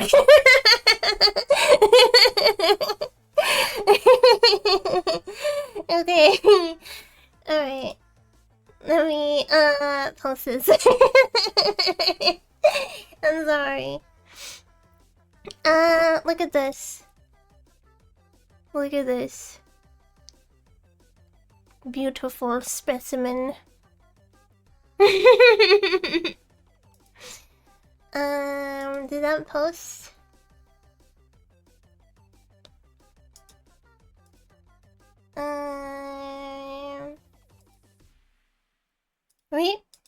Rate your last PP time. It was pretty good because I needed to go. It was good. Because I really needed to go. Alright, there we go. Do you ever hold on to your pee? Because I feel like I've heard a few women speak about it, but I've never heard a guy speak about it. I won't elaborate. Alright, last one! We finally made it. We finally made it to the last one. Do you follow the words and writings of kisses? Legally distinct from Jesus.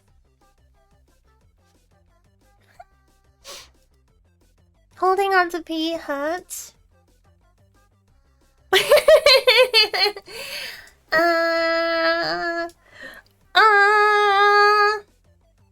Sure. Alright, I think that's all of them. I think we made it through. I think we made it! We have made it through all of the marshmallows, which concludes the marshmallows of this week. Closing out anything that gets submitted. Now we'll go into next week. I like these streams a lot. They've been a lot of fun. We did it! I hope you've been enjoying them too. I hope you've been enjoying them too. Marshmallow Mondays are a lot of fun. It depends how much you drink. I agree. Holding on to things makes your chi bad and should be avoided. What about your... What about your penis? Okay, enough of that tomfoolery. We are say-so. We are holy. We are good. And saintly. Right? From this... from this moment on. Oh, my neck is like... Oi. Cramped. Doubt. I really wanna play LA Noire sometime. I don't know how long the whole game is in total. How long is LA Noire? 20 to 25 hours for the main story. Okay, that's not bad at all. 100% completion can take from 40 to 46 hours. I am not 100%, I'm not like 100%, but, 20 to 25, yeah, it's like, I think it's a good amount of content. Some games just feel unnecessarily long, you know what I mean? Where it's like, you've overstayed your welcome. Can we just finish? Can we just finish? I'm done. I felt that way with Death Stranding. It was just like, are we there yet? Are we there yet? Are we there yet?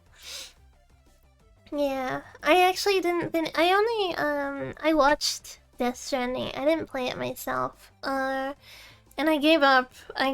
Like, I don't know how far, and it was like, walk here, walk there, walk here, walk there. It was like Delivery Simulator, and I was like... Yeah.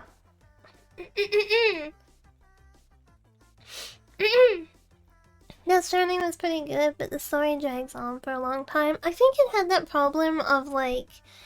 Not every content is good content. You know, and like, grinding in a solo play game is like...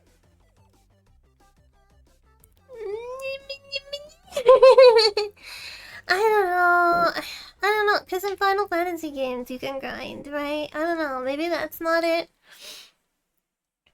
I don't know, but to me, Death Stranding was not it. It's probably more fun to play than watch because there's like some traversal puzzles. The part that I was at, there was no puzzles even. It was like you already knew the mechanics of like traveling between areas, and it was just like run here, run here, run here, run here, run back, run back, run back, go here. You know, it was like a big chunk of that. Death Stranding is carried by sexual innuendos of Sam. And that's not a bad thing all the time. I mean, Alien is full of sexual innuendos. Alien is like very much full of sexual innuendos. And Alien is one of my favorite franchises. Oh yeah, the part that I'm at in Berserk right now, which also has a lot of sexual... which also has like a lot of sexual innuendos and just straight up sex. The part that I'm at Berserk right now is they fixed Casca's mind, and like in her like mind prison there was like this monster, and it was basically made out of penises.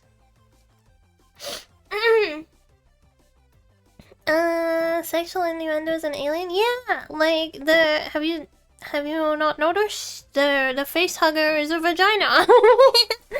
There is... yeah.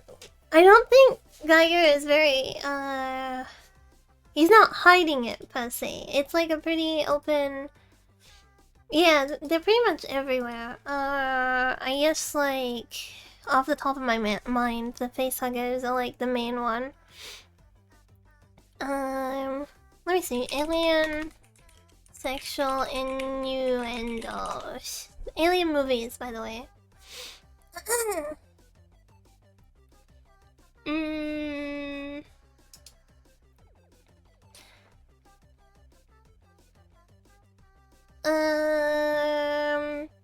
Sexual imagery in Alien film was intentional, screenwriter Bannon had said about it. I'm going to attack the men in the audience sexually. I'm going to put in every image I can think of to make them cross their legs. Homosexual oral rape, but the thing lays its eggs down your throat. Interesting that it was like specifically homosexual, because I feel like nowadays it wouldn't really.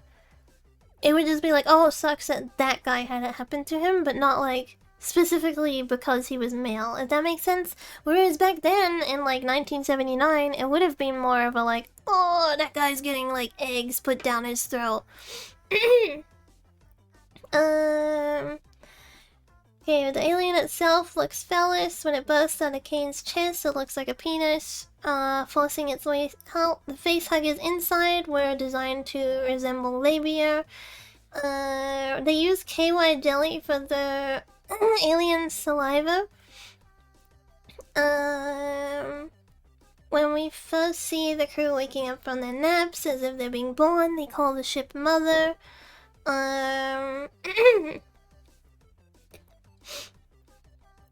Ash tries to kill Ripley by flaunting a porn magazine. You know what? I never actually picked up that it was a porn magazine that he was trying to shove down her throat.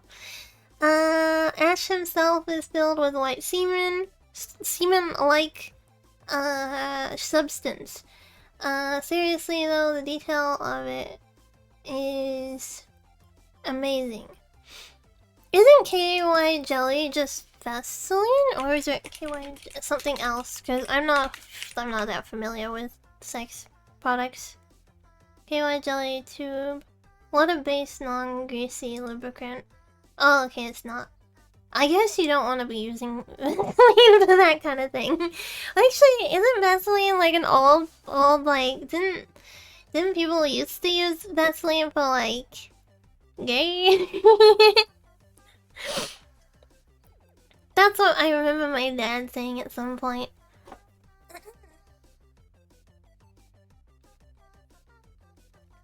I may or may not take most things at surface value. I guess that's understandable, and especially if I'm not like expecting there to be like those kind of elements, then yeah, it's not like you're looking for it, right? I mean, I was first introduced to Alien. I was first introduced to Alien as a kid, so I didn't see those kind of things back then. But as I got older, I kind of started to be like, wait a minute, that kind of looks suspicious. Oh my god, I just remembered a disgusting dream that I had last night, and it was so disgusting that I don't even know if I want to share it. Oh, but I want to. But it was so gross. But I want to share it, but it was so gross. Man, do I share it? It was like really gross. I saw it when I was like 5. Yeah, I think the first time I ever saw it, I was like maybe like 7 or something. Do it! Okay. I had this dream last night that I was going to shower. And I got in the shower and I was like going to wash myself like down there, right? Like I was gonna wash myself, but like down there was not down there, if that makes sense. It wasn't the same. it was like this disgusting like flesh cauliflower is the best way that I can describe it. Was like a flesh cauliflower, and it was like infected or something. It was like diseased or something, and like at the end, like at the end of each flesh bit, there was like gross, like you know when people have like really nasty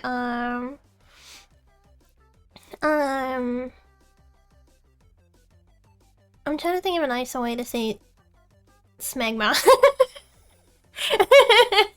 When people have like really nasty smegma, it was like that all over like the end bits of it all, and like in the dream I was like, what the hell, what, something's wrong, you know, like I was like freaking out. And then for some reason my mom was with me, not in the shower, like in the house. So I called my mom and I was like, Mom, yes, something's wrong, you know. And she like came to like look, and she's like, oh, you can't pick it because obviously it's being like injured and like bleeding or something. And I was like, but it's gross, I can't just like leave all of this stuff here. And she's like, oh, don't worry, it'll absorb or something like that. Like she was really like nonchalant about it. And I was like, no, like there is something wrong. Like this ain't right. And that was like the entire dream. And I never want to dream that again. It was so freaking gross, man. Did I fall asleep to Gingy? No. I was reading Berserk before I went to sleep, but there was nothing like that. The stuff that I read before I fell asleep was like finding out who the skeleton man is. It was like that, and what else? Yeah, my brain, like, what the heck? Maybe the stream assistant waking you up was a good thing. He let me sleep through that. But he didn't wake me up for other... yeah. He didn't wake me up for that, but he woke me up for other stuff. I did have another dream where it was, like, really just normal and, like, casual, and it was, like, a comfortable dream. I remember him waking me up through that and me being like, man... Man, I don't know if dreaming about body horror is normal. Let me look it up, actually. Dreaming about body horror. Let's see what Google says. Dreams about body horror, such as body modification, decomposition, or transformation, often reflect deep-seated subconscious fears regarding health, anxiety, loss of control, or vulnerability. Okay, what about, like, specifically... genital body horror.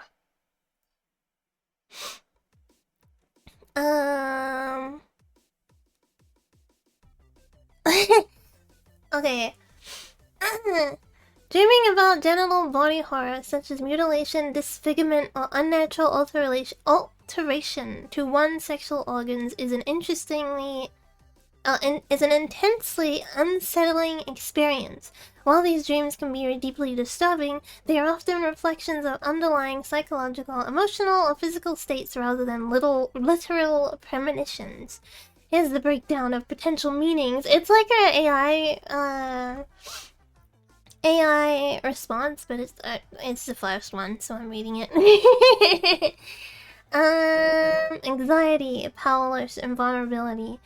Body horror dream. There's a lot, actually. Guilt and self-punishment. I self-punish thyself. AI was trained on stuff like this. True. Repress. Guilt. Body dysphoria. I don't think any of these really relate. I think it was just one of those dreams where we wake up and you're like, what the fuck? Wait, there's the emote for it. What the heck? the Kona emote. Where is she? That. Wake up from the dream like that.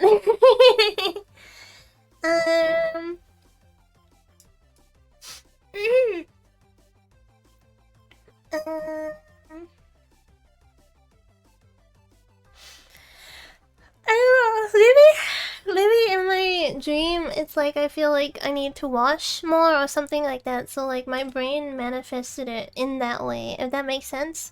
Like it manifested it in like this way of like, it's disgusting if you don't wash or something like that, because I know ever since we had that stream where we talked about female smegma, and I big brain me decided to Google search it, and I looked at images related to it.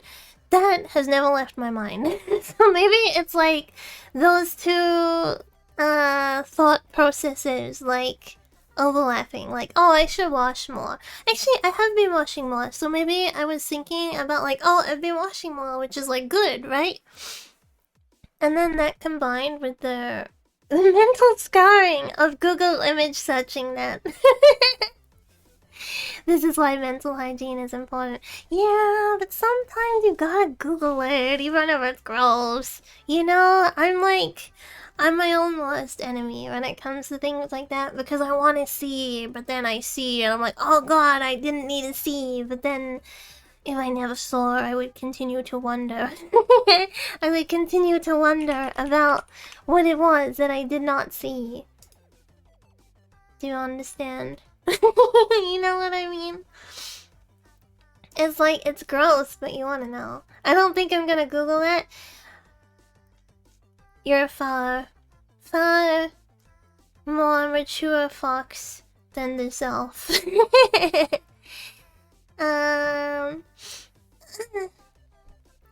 But yeah. I will fully go down the rabbit hole knowing I'm gonna regret it, but I'll be like, well, I gotta do it. I gotta do it now. I'm committed. I've come this far. Yeah. Damn, it's almost been 4 hours. Hi, Shadowstroke69. Welcome back. Just get ADHD and we'll forget about. I have ADHD. I have ADHD. The only thing is, it's like it's very out of sight, out of mind, and it's also like three strains of thought going at once.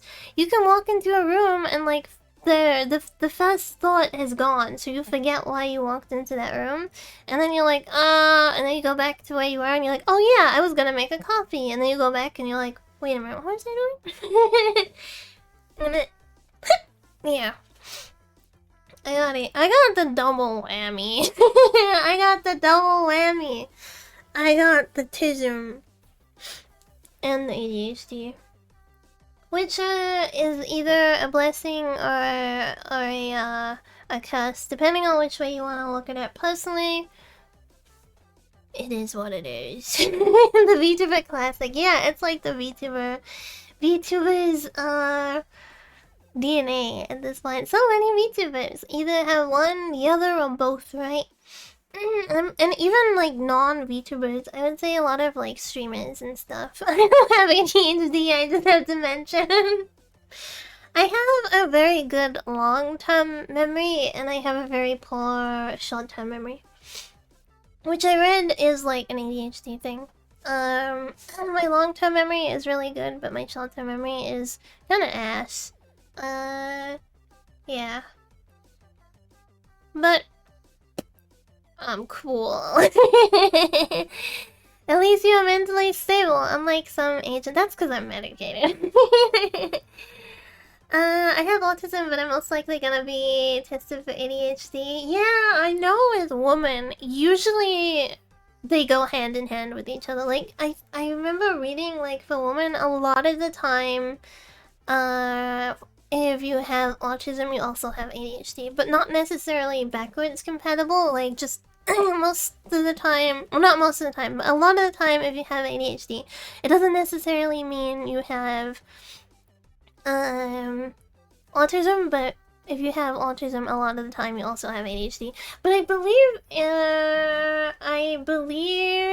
ADHD is eventually gonna be, like, placed as part of the spectrum because it's a neurodivergency. It's compatible, it's crazy! Yeah, if you have autism. But not the other way around. It's like the PS1 and the PS2. The PS2 can play PS1 and PS2 games, but the PS1 can only play PS1 games.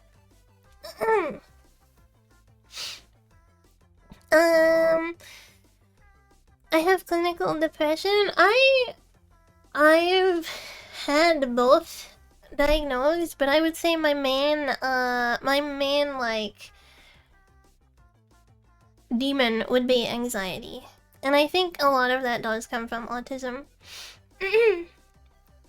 Oh, did I mention this on stream? I suffer from sleep paralysis.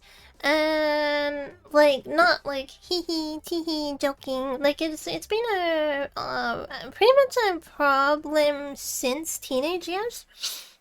But when I first had it happen, I was like, what the fuck? Demons are coming to visit me or something. The first time I had it was like 13, and like I was like, holy shit, did I do something? Because I grew up with like a very like religious influence, right?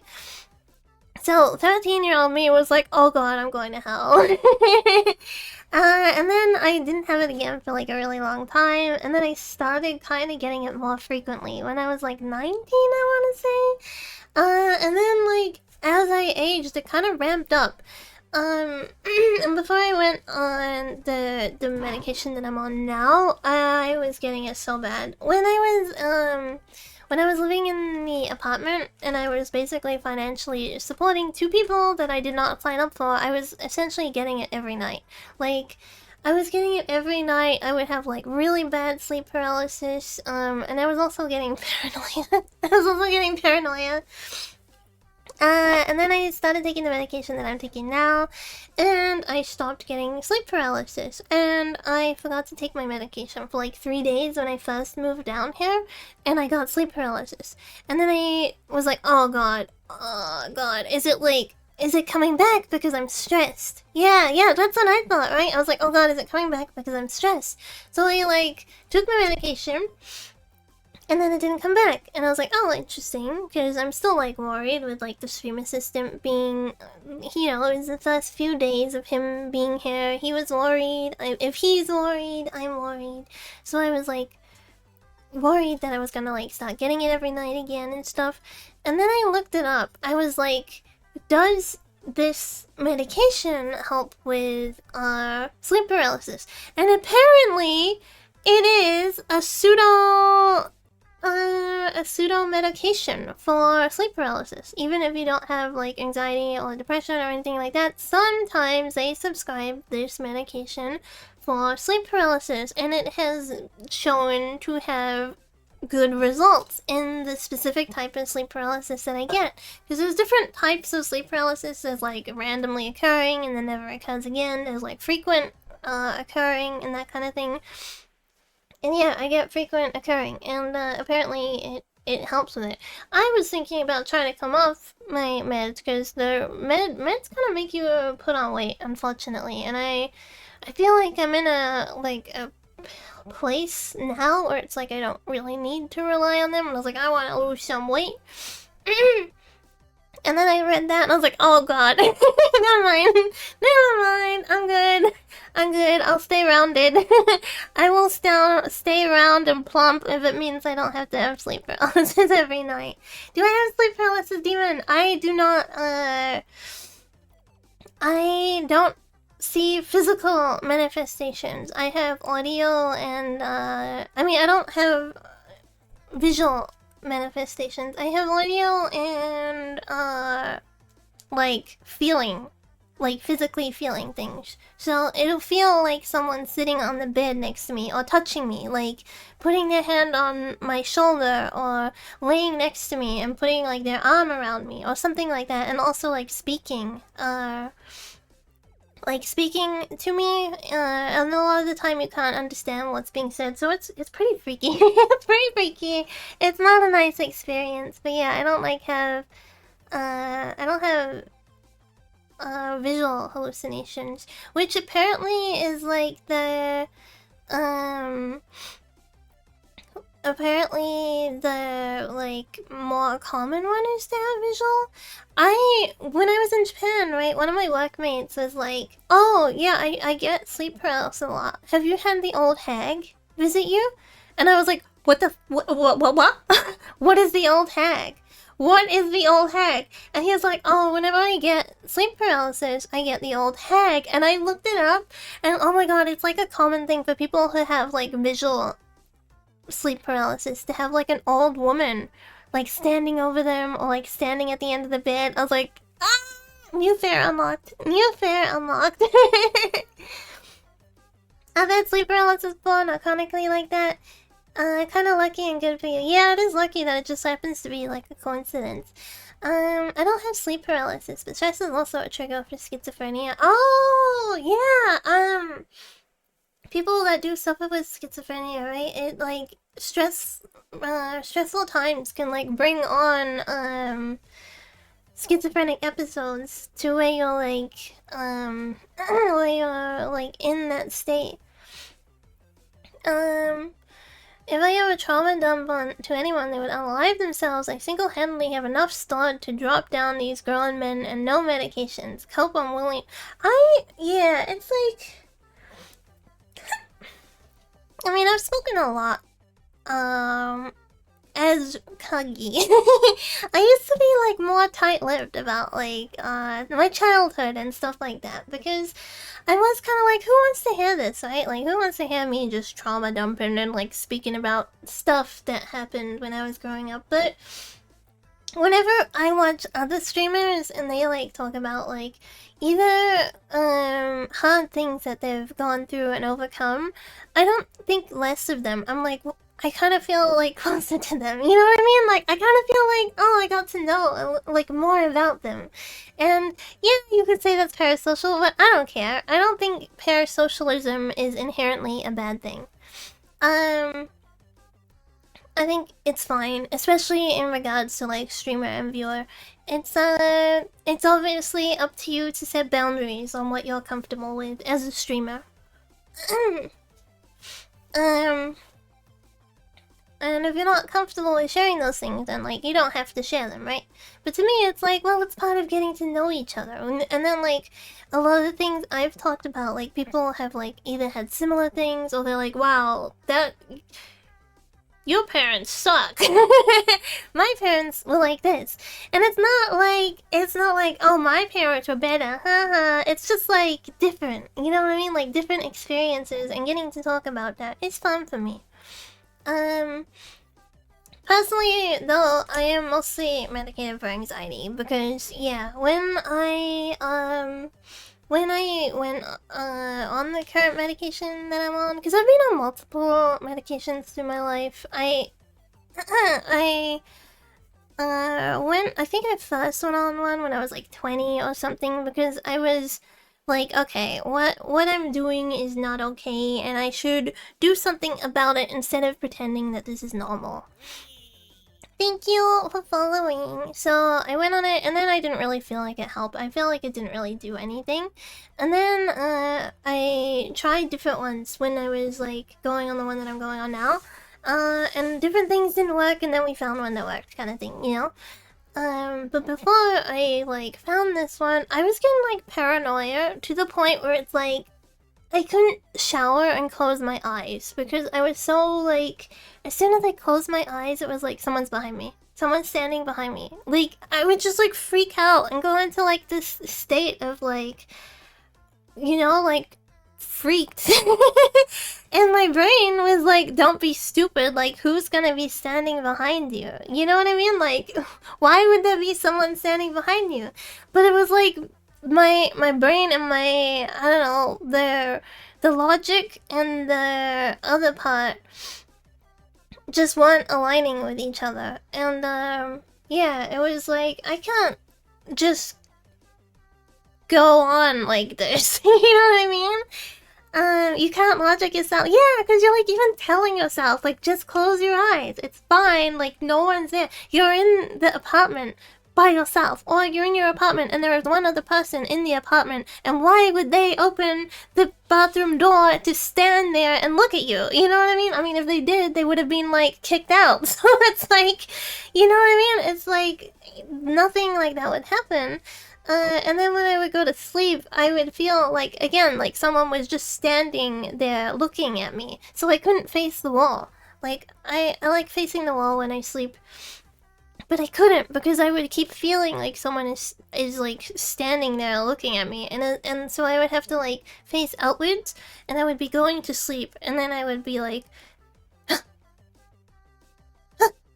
you know, like, it was, like, really stupid, and I was like, just go to sleep, no one's standing there, you know? No one's standing there, no one's breaking in, no one's... I wasn't even afraid of them, like, breaking in or anything. It was, like, I was afraid of someone, like, spawning in. You know what I mean? Like, there was no logic to it. It was, like, afraid of them, like, spawning in and watching you. And not even doing anything, just standing there and watching you. I don't know. There was no logic, but it sucked.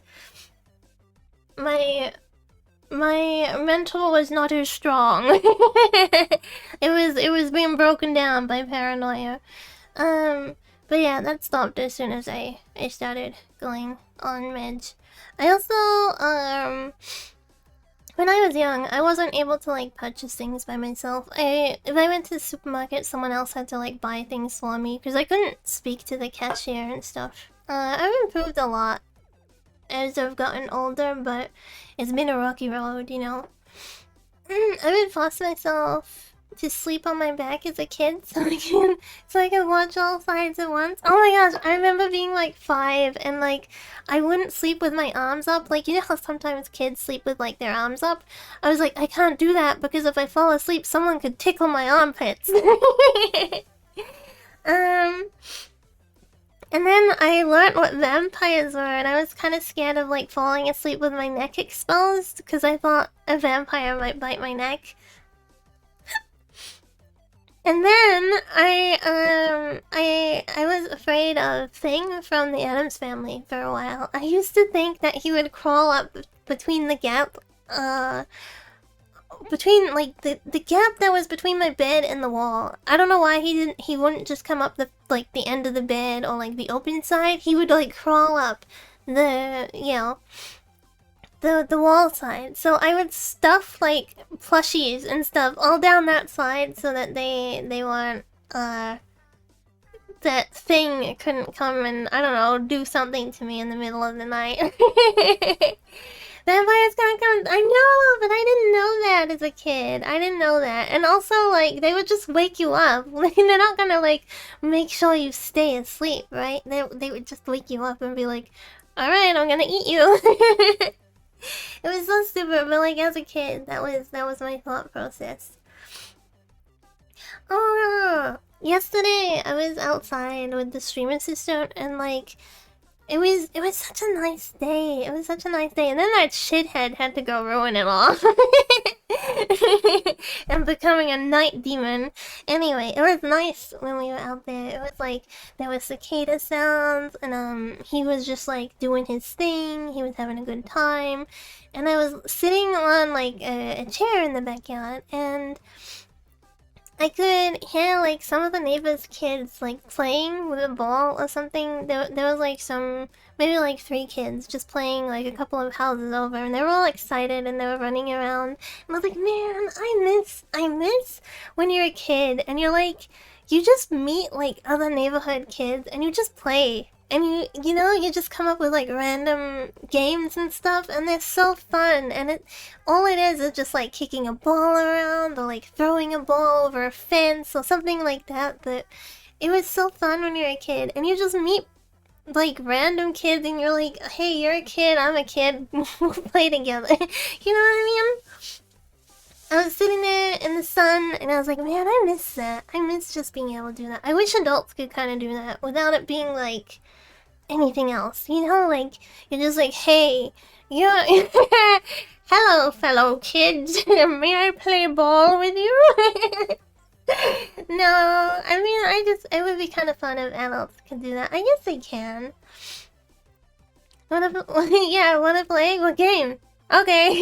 Yeah, I can think of so many times when that happened when I was a kid. Like, I remember I was in the backyard with one of my cousins. I got a lot of cousins, sorry. I was in the backyard with one of my cousins who's like a month older than me, and we were playing in the grass. And then this boy on the other side of the fence pokes his head up. He's like, "Hey!" And then we're like, "Oh, hello." And he's like, "Can I play?" And then we were just like, "Okay." And he like jumped the fence and came and played with us for a bit.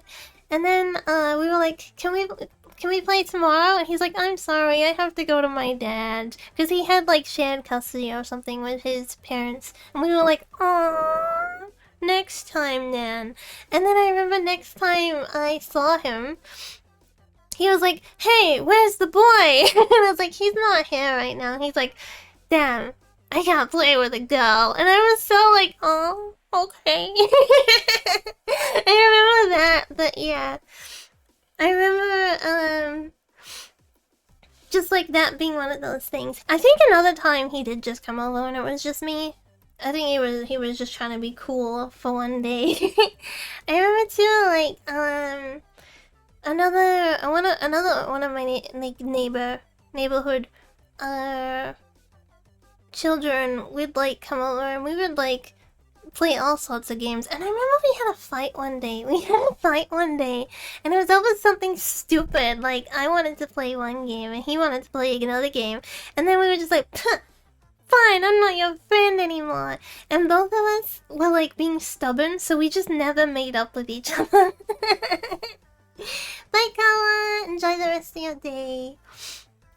I remember one of the neighborhoods that I lived in for a while was like really safe. It was like really, really safe, and me and some of my family members were like playing tag around like the block, and then other kids would be like, "Hey, what are you playing?" And we would be like, "Oh, we're playing tag. Do you want to join?" And it ended up being like 10 of us just running around the block like playing tag together, and we were all different ages and everything, and yeah, that was such a nice memory too. Just like playing tag, and like you don't ever really know who's it, you know? Like you're just all kind of like just running around, and because all the parents were like aware that we were playing, we were able to go through like each other's properties and like hide in a bush and stuff like that. That was a lot of fun.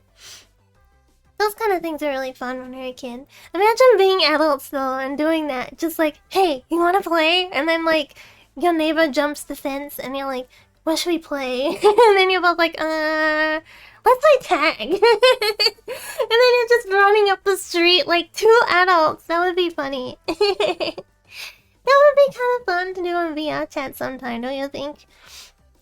If we all had like a digicode and hang out and we played tag together around the neighborhood or something, that would be fun. Cause then it's like we would have to you know, like, tag, you're it, and then like, you know, like hide from each other. But the thing is, like, our nameplates would show. So we would have to be like, run, run, run. That would be a lot of fun. Hi, Greatly Movies. I want adult friends to play action figures with me too. You can disable nameplates. I guess we could. We just have to think. We have to hope that everyone is gonna play fair and not cheat, you know?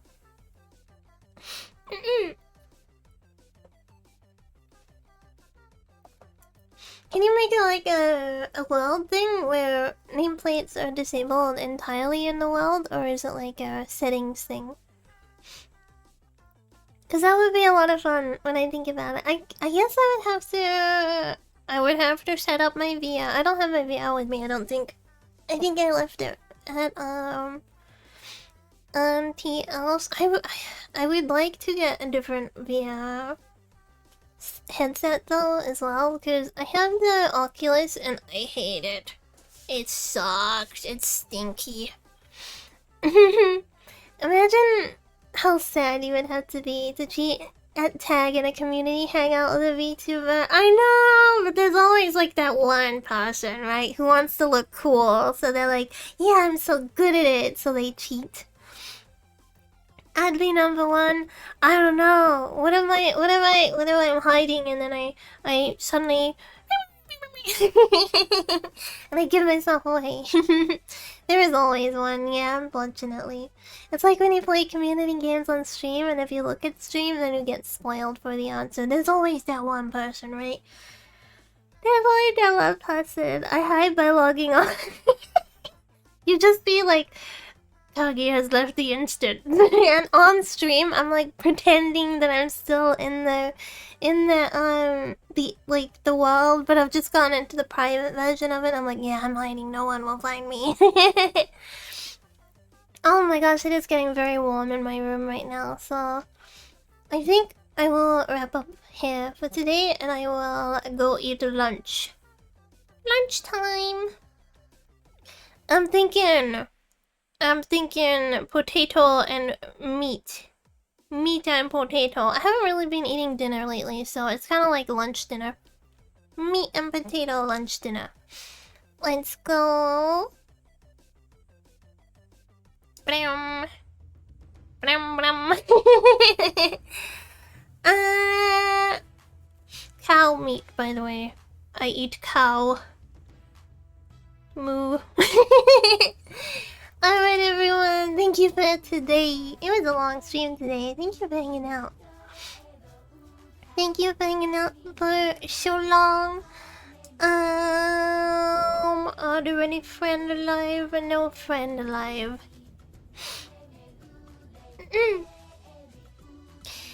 It's Kagari! See you again tomorrow for Ape Escape. Tomorrow is Ape Escape.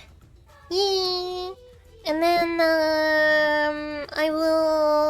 I'll post up like the next waiting rooms probably tomorrow as well. Okay. Bye bye.